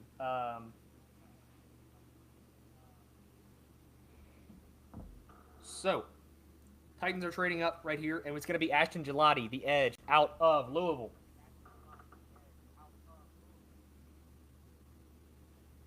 That's a good pick. What was the package? I am sending 103 and 141 for 90.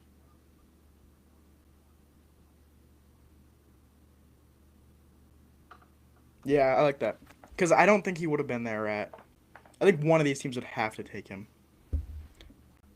Like, Green Bay is probably my highlighted team that would have taken him, so I like it. I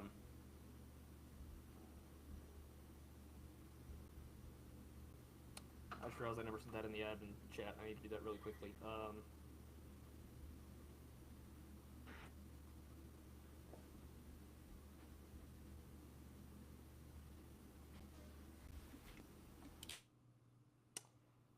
Now, as I await confirmation on this trade, hopefully that gets in quickly, so I can send this in. But I'll go ahead and explain my thought process on Ashton Gelati. This is a guy that I've had a second-round grade on for a while. I did not expect him to be anywhere near here. A player that is not only going to be a day one just force in run defense, and I did just get confirmation, so the trade will happen, and I will select Ashton Gelati right here.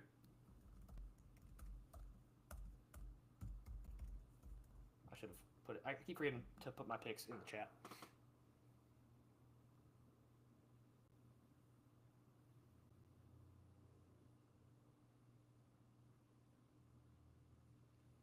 All right, and it is officially selected. Ashton Gelati, the edge rusher out of Louisville. So, like I said, day one force as a run defender. Some of the best speed to power in this entire class. Incredibly strong edge rusher. Oh, I just lost my place in the spreadsheet because I'm trying to enter this in.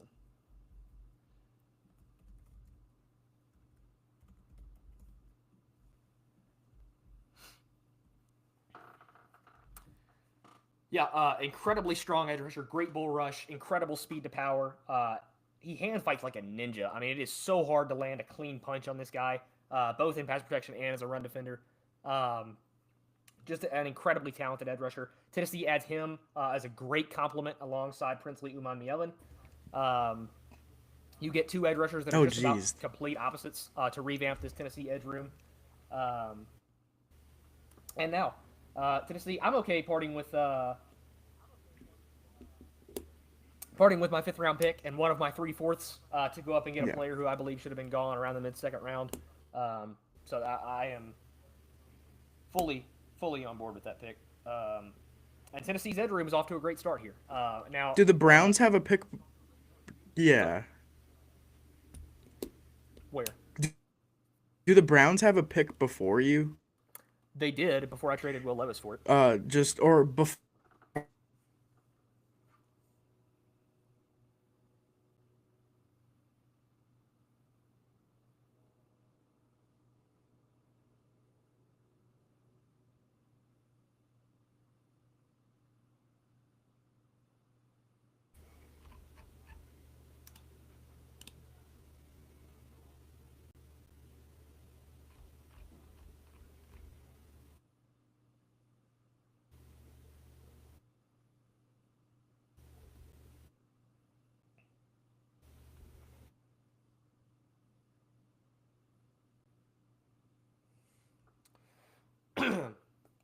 So, Baltimore Ravens on the pick here. Again, I'm sorry for being kind of distant on this stream. I'm working the spreadsheet as well as announcing my picks on Twitter and doing all kinds of crazy stuff.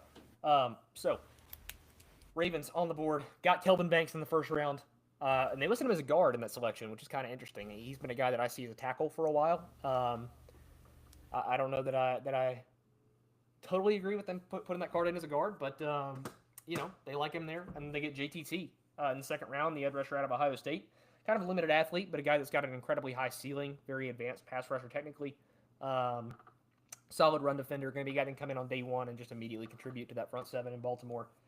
We'll see what they do here at the 91st overall pick.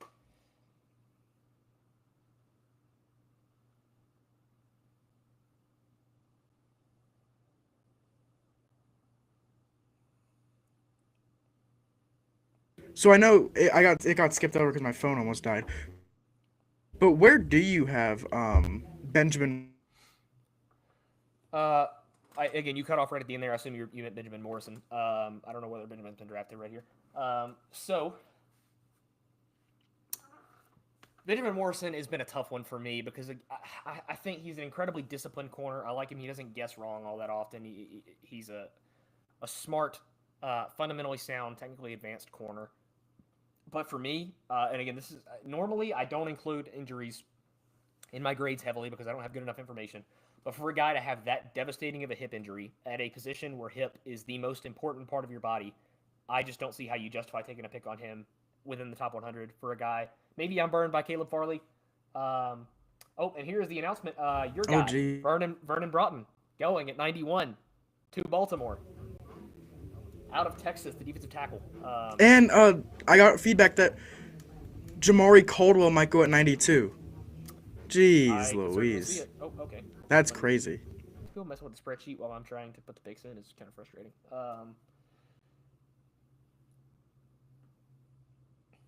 Anthony Russo's trying to rig Vernon Brockton at 110. He really is. Why are these switching the spreadsheets? Put it back.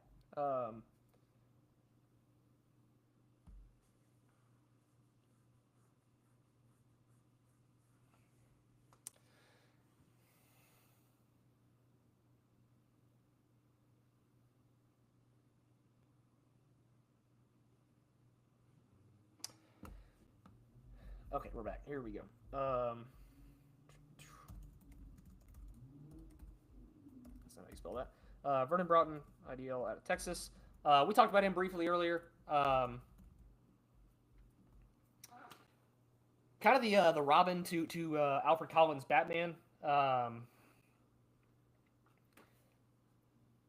A guy who was not the starkest run defender in the world for Texas, but again, Alfred Collins did so much of that job, you never really got to see it. But he's incredibly active with his hands and pass rush.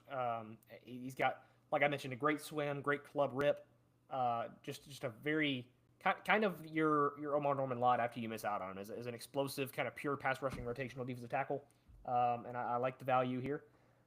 And Dallas is officially on the clock, and we will see if this run on interior defensive linemen continues. Do they grab Jamari Caldwell before the Bengals at the Broncos at their fourth round pick, which I assume will be an interior defensive lineman. That's a position of need for you guys that you haven't addressed yet.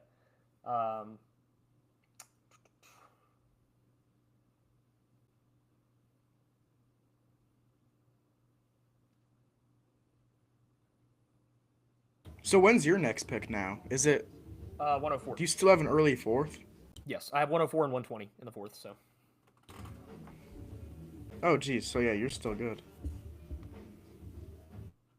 Now I'm gonna be taking, and it is Jamari Caldwell at 92.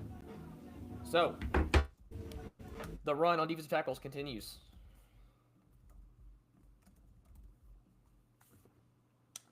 And Jamari Caldwell is another guy we've talked about.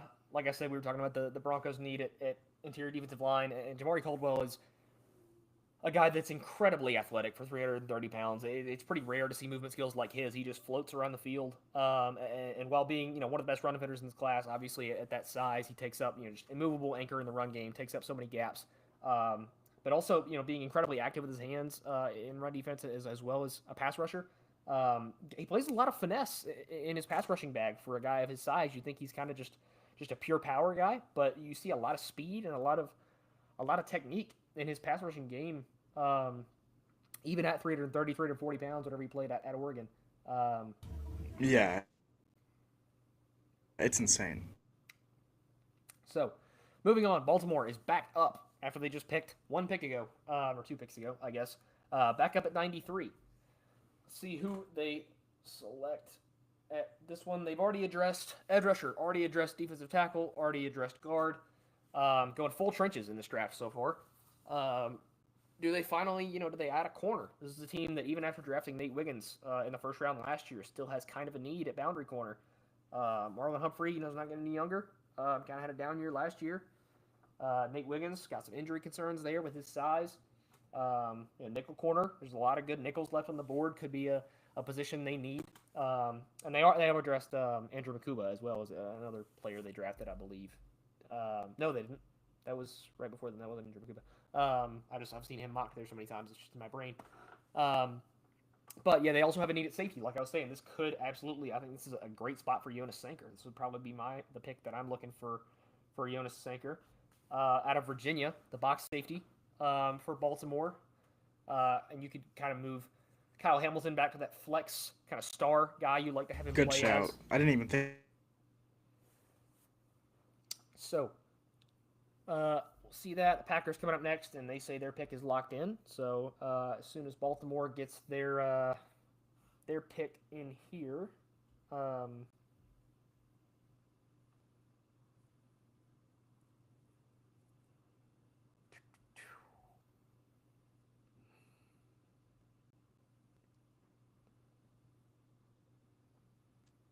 still waiting on that one to come in.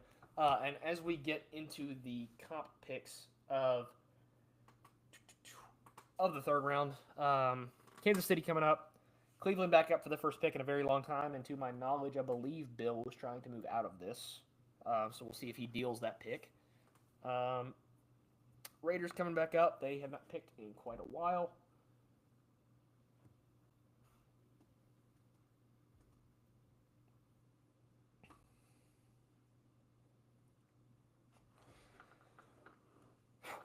And where am I at here? I would say corner, but Yeah, corners absolutely a need for them. Like I mentioned, the boundary corner. Could see. I mean, where's the corner? How's the corner board looking currently? I mean, you saw that run on Benjamin Morrison and Darian Porter, and we talk about Jacob Parrish as a nickel. We also saw Maxwell Hairston finally go. So when you're looking at DBs, you're looking at is this where you see Kobe Bryant go maybe out of Kansas? You've got a lot of good, so Kobe Bryant's a day 2 guy for me. I would feel comfortable taking him here. Some people see him as a nickel, but I think he's a guy that even with his size, I think he can play as an outside guy.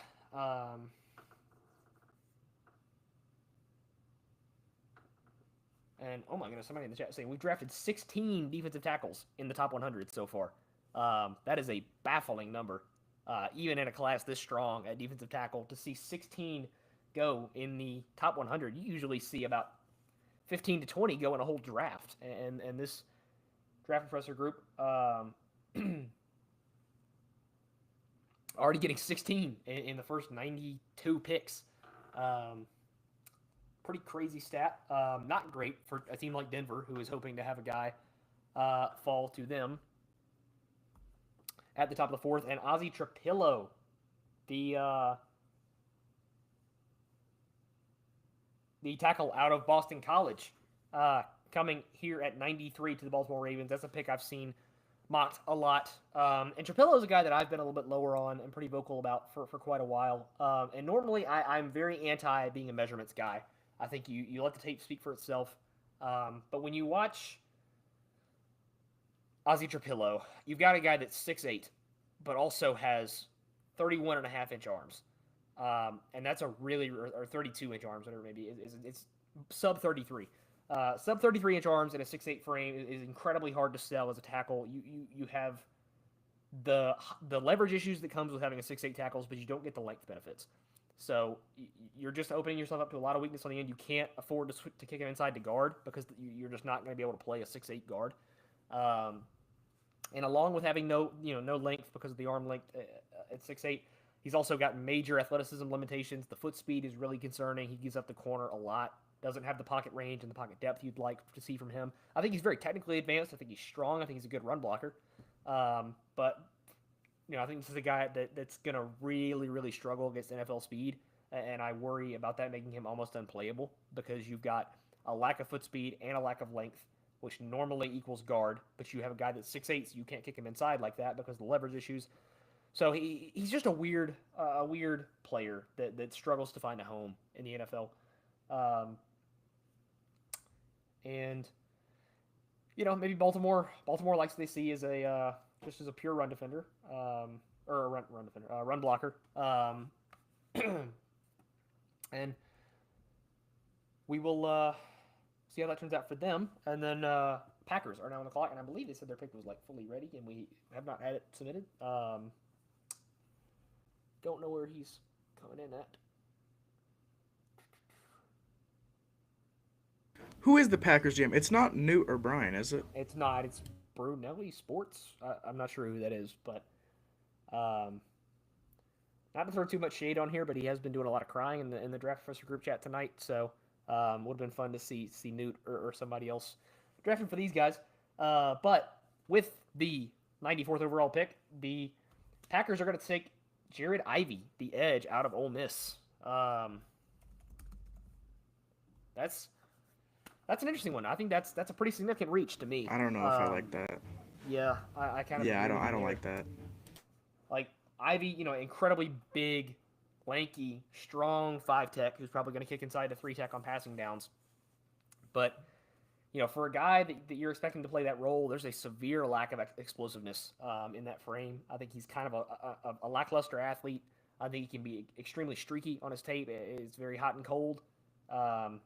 I don't think the hands, there's not really a go-to pass rushing move. I don't think the hands are where I'd like him to be as a pass rusher. I think he's a pretty solid run defender. But I think just the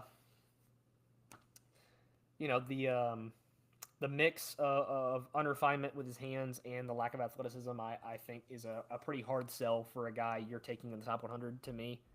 But I understand, the big, lanky edge rusher that fits Green Bay's typical mold for a guy. They have very specific measurements for players, especially edge rushers that they go after. So I can understand that he fits the bill there, but I just would have liked a little bit better of an athlete to go there. Yeah, I'm not high on him either. It's just I'm probably gonna end with a 5th round grade on him. So yeah, I know that I believe I'm floating around. it's like well. very low for him from people. Agreed. And then the Chiefs are back on the clock, and that is Price, my guy Price Carter, who was on the stream with me last night on the Night 1 stream. Traded out of the first round and took Siobhan Revel. They took Alec Iomanner at the turn of the 3rd round, and they took Landon Jackson, the edge out of Arkansas. So pretty well-rounded haul from them currently. They've addressed most of their major needs. That is the anti-prospect fatigue draft. It is, yeah. So, do we see, what do we see from Kansas City here? We haven't seen offensive line yet. That's something that's been talked about for them. After losing Joe Thuney to the Bears. Excuse me. Losing Joe Thuney to the Bears. You've got a pretty gaping hole in that offensive line. You're kicking in Kingsley Suamatea, I believe is how you say that last name, into guard. Didn't work out at tackle like you'd hoped. So you've got kind of a hole at tackle.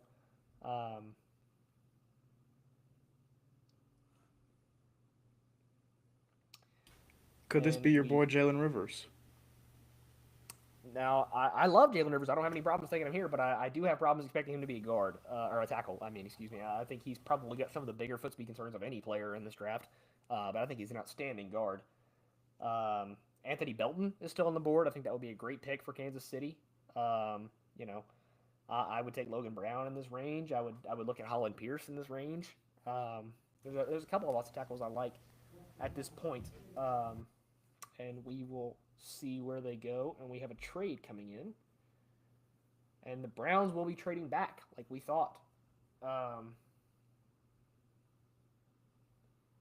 Cleveland will be sending pick 96, and the Colts will be sending 109 and 169.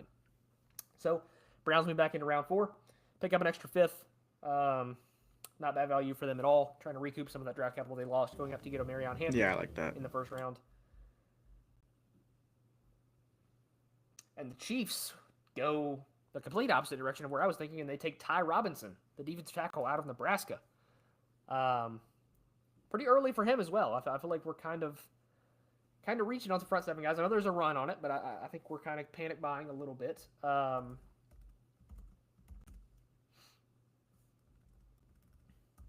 just really never plug my trade in here. Whoops. Man, so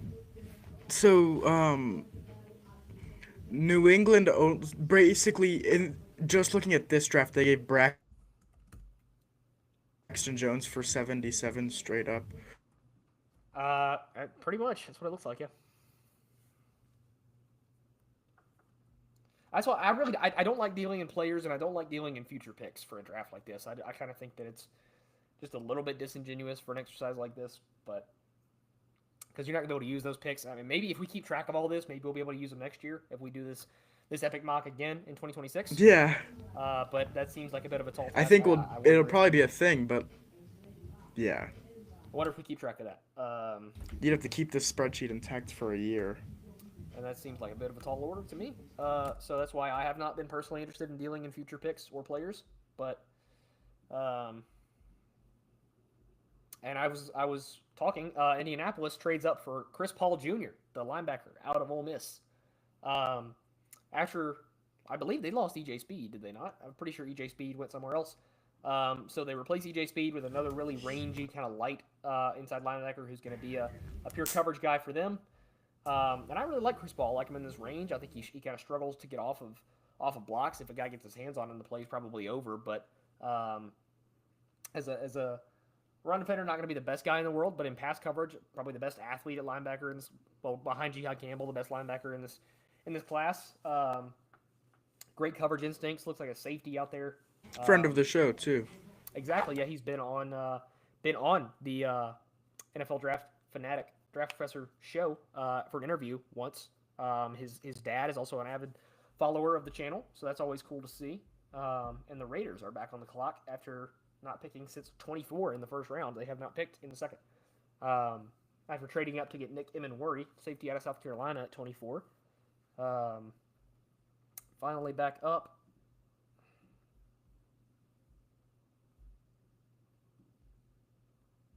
In my last 2-round mock I published, I had Chris Paul go 62 to Buffalo, and he saw, and his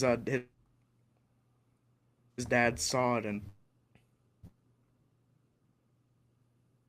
yeah, I mean it's always fun when you get to see like Jackson Slater out of Sacramento State, the guard. And as a guy with a very active family on Twitter, so it's always fun. Gunnar Helm out of Texas, his dad is always on here, so it's fun to see the family members of these prospects get to see you talk up their kids. And heading in here, the Raiders GM says he's going to take his time with this pick, which is strange. But so we're gonna have to wait a few minutes to see what they do. Yeah, I'm gonna take my time. I'm gonna make y'all think. There we go. Okay. Oh yeah, because they had the.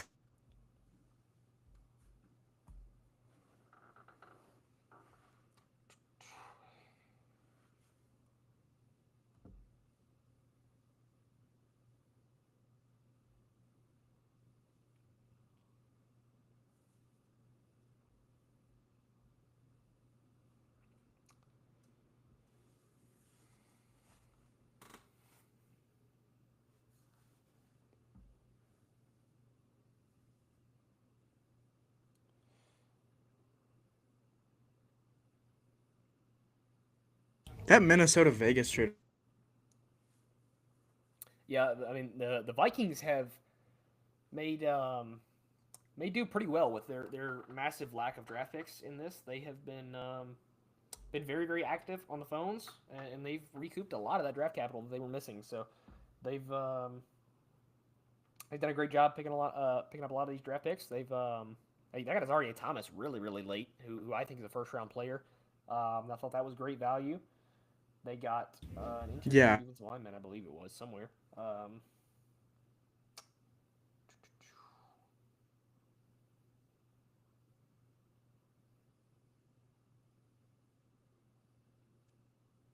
How did you feel about Michael? Again, pretty choppy on there, but I'm pretty sure you started to say Michael, so I'm assuming you meant my thoughts on Michael going to Atlanta at 15. Michael has been a tough one for me all throughout this cycle. Because I'm somebody that loves the athletic upside ceiling guys. I'm always going to take that shot, but at the same time, I just never really saw it with Michael. I don't think he was very explosive. I don't think he really had a go-to pass rushing move. I didn't think his hands were very good, and as a pass rusher, clearly had no pass rushing plan. Not very bendy. I wouldn't say stiff, but not a guy that's going to win really around the corner a lot. But at the same time, this is a guy that was playing basically the entire season of 2024 on a bad ankle injury, so that's obviously going to hinder your explosiveness. And I have not had time to watch 2023 tape on him because I've been so busy hitting other prospects. So if the 2023 tape does a better job showing a lot of the explosiveness, maybe I understand the higher ceiling there. But with the edges that were on the board for Atlanta at 15, I probably would have gone to a different direction.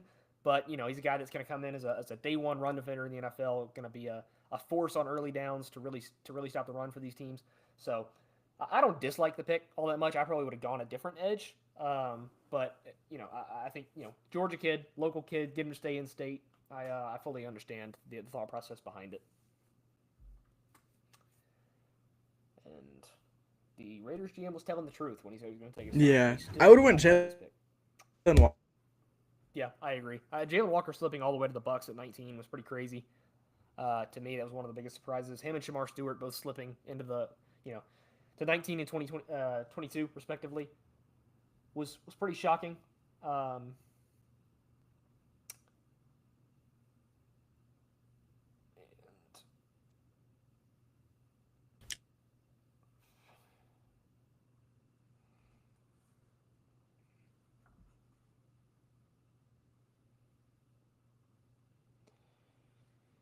Despite being active in the chat and clearly in the stream, the pick is about to time out for the Raiders GM. So, got about a minute and a half left on this pick timer here. We'll see how we're feeling. Did they go receiver here? I don't think they've addressed receiver yet. They go and get Ashton Jeanty. They go and get Nick Worry.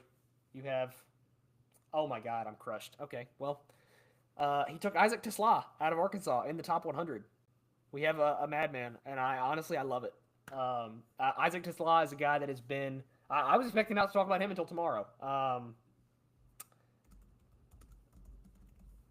122 target for the Broncos. I was going to steal him from you at 120.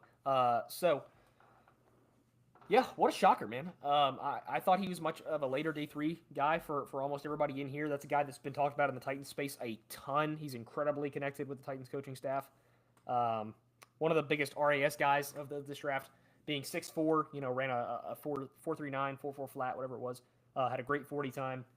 No drops in his entire career at Arkansas. Incredibly sure hands, good at sinking his hips, nice footwork. And we have the next pick come in immediately. The Vikings select Lathan Ransom, the safety out of Ohio State. That seems like another pretty surefire day 3 guy. Ransom over Sanker. That's a choice, not one I would have made, but we see the Vikings continue to bolster that secondary. Ransom's a tough evaluation for me. Yeah, he's more in that tweener role that you see. Like for me, if I'm going to put a bet on a tweener guy, it's going to be Malik Verdon out of Iowa State. I'm a big fan of his. But we see Ransom go a lot earlier than I would have expected. But he's a guy that's going to hit like a freight train coming downhill. He's an avalanche coming from the safety position. It's extremely hard. I don't love him in coverage. I don't think his eye discipline is very good. I have worries about his athleticism. But maybe this is a guy you're drafting to put some weight on, get some cheeseburgers in him, and move him down to like a weak side linebacker or like a just a lighter, rangy coverage linebacker that you can float around on your defense, be kind of that tweener hybrid role. I could see that absolutely. And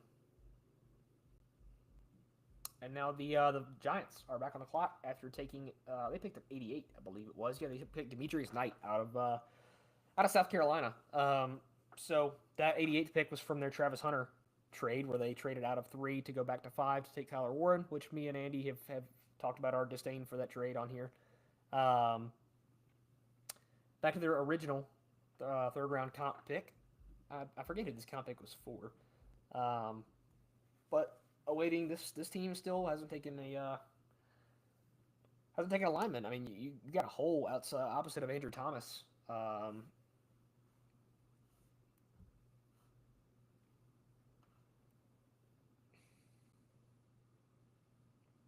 Yeah, I mean, Anthony Belton's still on the board. I've mentioned the a couple of tackles that I like. Still got Holman Pierce I'd taken in his range. Logan Brown I would have taken a while ago. So, excuse me.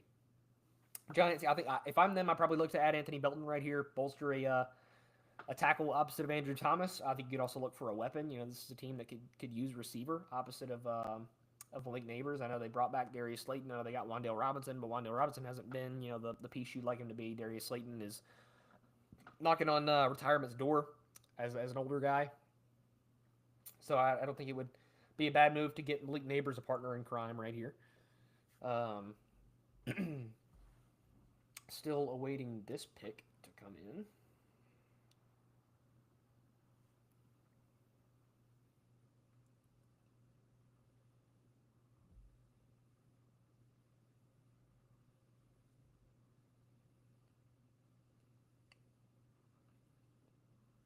All right.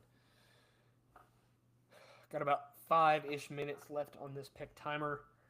Let's see. The Giants, they took Demetrius Knight at 88. It was Gray Zabel. Okay, so they have added trenches. I think you're probably drafting Zabel to be an interior offensive lineman. Probably not a guy that's going to solve that tackle spot, and obviously they get Tyler Ward in the first round. So I'm not sure I'd call that tackle spot fixed. I mean, you could probably try Gray Zabel out there, but I don't think it's going to end particularly well. So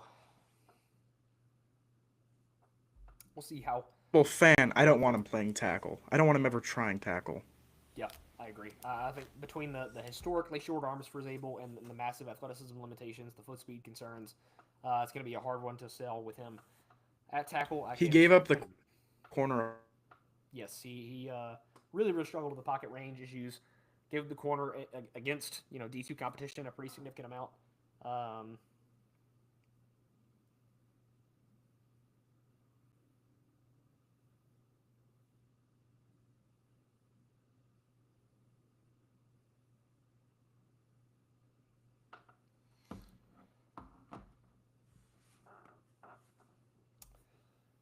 Still awaiting the Giants selection here. Giants have been using up a lot of the clock today on their picks. And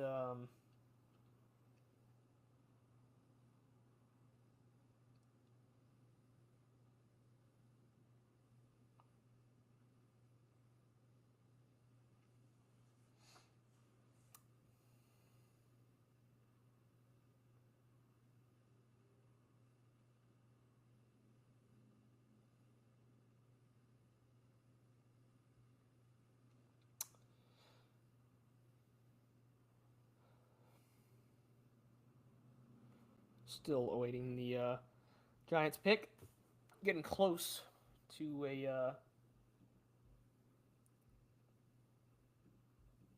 admin pick or a skip here. Got about a minute and a half left on here. Got the San Francisco 49ers coming up right after this. They have taken, let's see, who all have they taken? It was, they got Mike Green in the first round. They got Josh Connerly in the second round.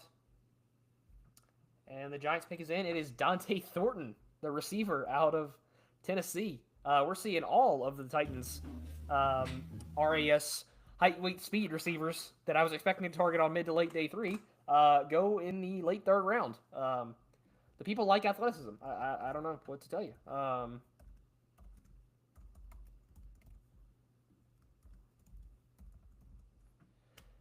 A guy that's 6'5", ran a 4.3 flat, incredible athlete. Basically had no route tree at Tennessee. They didn't let him run anything. And the 49er selection immediately comes in. It's Harold Fannin Jr. at pick 100, the tight end out of Bowling Green. Two guys that are like awesome athletically, but don't know how to play football. And Fannin at 1,000. See, Fannin, I'm not even sure I am confident in the athleticism. I think for a guy that's small, he's also incredibly stiff. I think he struggles to change directions. I'm somebody that's a lot lower on Harold Fannin. I think obviously the blocking issues are there. 240 pounds. I don't think he's a great separator. But a guy that's solid at the catch point. I think he's explosive with the ball in his hands. Great ball carrier. Could be fun in a Kyle Shanahan offense. But Dante Thornton, guy that sinks his hips extremely well at 6'5". Never really got a chance to showcase the route running ability at Tennessee because they run that criminal offense over there in Knoxville, where they don't let their receivers play football. Pretty much route tree only consisted of 4-yard hitches, 9 routes, and skinny posts. So will be interesting to see how he develops as a separator in the league. But I mean, you're taking a shot on a guy with like Calvin Johnson level athleticism there at 6'5" to run like he does. And now the Rams coming up. One of our last 2 picks of the night. We've kind of flown through this draft as well. Rams, they got who did they take in the first round? That's right. They traded out of the first round. They traded with the Bengals to get Trey Hendrickson, the edge rusher, who has been talked about a lot in trade circles. So they add some massive pass rushing juice in Trey Hendrickson to that front 7. Pair him with Jared Verse, which is kind of a scary front to think about to go up against. Do they still have they said their 2nd round pick, didn't they? I believe.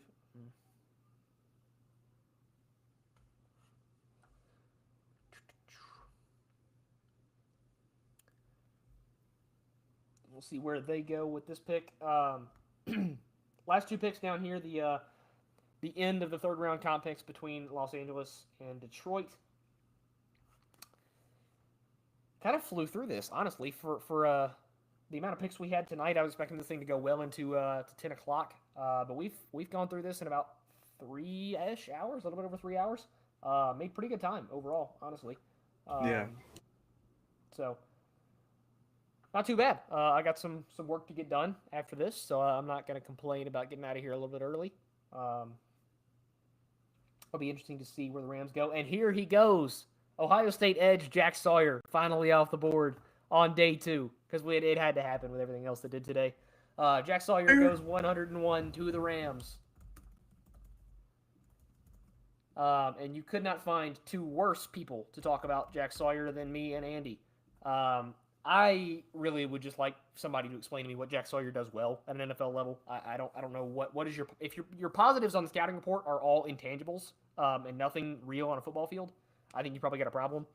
I don't think he sets the edge particularly well. I don't think he's that great of a run defender. Very clearly not an NFL level athlete. Not somebody that can bend at all. He's stiff as a board. No real hand usage in pass rush or in the run game. No real pass rushing plan. No go-to move. If you're drafting him to be an assistant coach, a team captain, locker room guy, maybe. But that's a tough sell for me at 101. That's a tough sell for me with the draft pick at all, but much less 101. And oh my goodness. Next pick comes in and another shot. Nick Nash, the converted QB to wide receiver out of San Jose State, goes at 102 to the Detroit Lions. The Detroit Lions leave day 2 picking Dylan Fairchild at 60 and Nick Nash at 102. No. What an interesting draft for Detroit. Oh my god. I would love to spin you on these picks. I really don't want to be, so negative on the broadcast right here as the commentator, but I honestly, these last 2 picks are head scratchers for me. I don't know why you'd spend draft picks on day 2 on either one of these players. Interesting. So that's a tough note to end on. I wanted to end on something more positive, but those are both pretty rough picks. Actually, it was the last three. I was pretty low on Harold Fandon too. So apologies for just being negative all the time, I guess. But as that wraps up day 2 of the Draft Professor 2025 Epic Mock 25, let's recap Tennessee's day. So up at 35, it was Egbuka or bust. If Emeka Egbuka fell there, we were going to take him.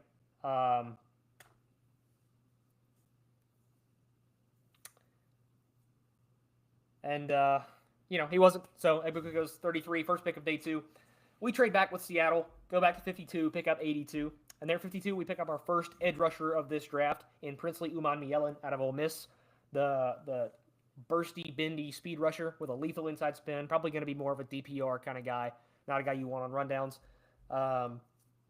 But great start. Head down to 82. Our guy, everybody in Nashville's guy, Kyle Williams, gets ripped out of our grasp at pick 78. 4 picks right before, just a knife in the heart of all Titans fans. Knife in the heart to Cam Ward as well, his former teammate, not going to be joining him in Nashville. But we regroup. We grab another receiver. It is Torrey Horton out of Colorado State, the lanky, 6'2", long-armed, fast field stretcher receiver out of Colorado State who's going to play X, good at the catch point, physical, going to be a big body target for Cam Ward in Nashville, opposite of Calvin Ridley. And then we had our next splash trade 8 picks later. Tennessee sends pick 103 and 141 up to 90 with the Cincinnati Bengals to take Ashton Gelati, the edge rusher, out of Louisville. Ashton Gelati is a guy that I've had a mid-second round grade on for a while. I'm surprised he fell as far as he did. I had to take advantage of it. You pair him, the super strong, powerful, nice run defender edge rusher, with Princely Umanmielen, complete opposites, great complements to each other. And Tennessee, in solely on day 2, has pretty much completely revamped their edge room. They go into day 3 with Cam Ward, their franchise quarterback, Torrey Horton, their new wide receiver 2, and 2 brand new starting edge rushers. Pretty good draft so far. I'm extremely happy with what progress we've had right now. We're going to start off day 2 with pick 104, the second pick of tomorrow, or day 3, excuse me. And yeah, we're a little bit thinner there. We still have 120. We lost out on 141. We lost out on 167. We lost out on 178, so we're not going to be picking again until 188 after 120. But overall, I think it was all pretty valuable moves. I like what we've done so far. And we'll see if we make any other splash decisions tomorrow. But as we wrap up, Andy, I appreciate you coming on here. Great to talk with you. Appreciate all your insight. Great draft for the Broncos so far. Thank you for having me on. Yeah, thank you for having me. Absolutely, man. And I believe that's going to do it for us in the Titans War Room today. Hopefully, we will have Jake Robertson of Glory Day Sports, my guy, back on here full-time tomorrow for the podcast. Maybe Graham Whittle, the other Titans fan in our draft run. I don't know. He had a family thing today. I don't know if he'll make it with us tomorrow. But anyway, I think that's going to do it for the Titans War Room today. And I will catch you guys in the same spot at the same time tomorrow.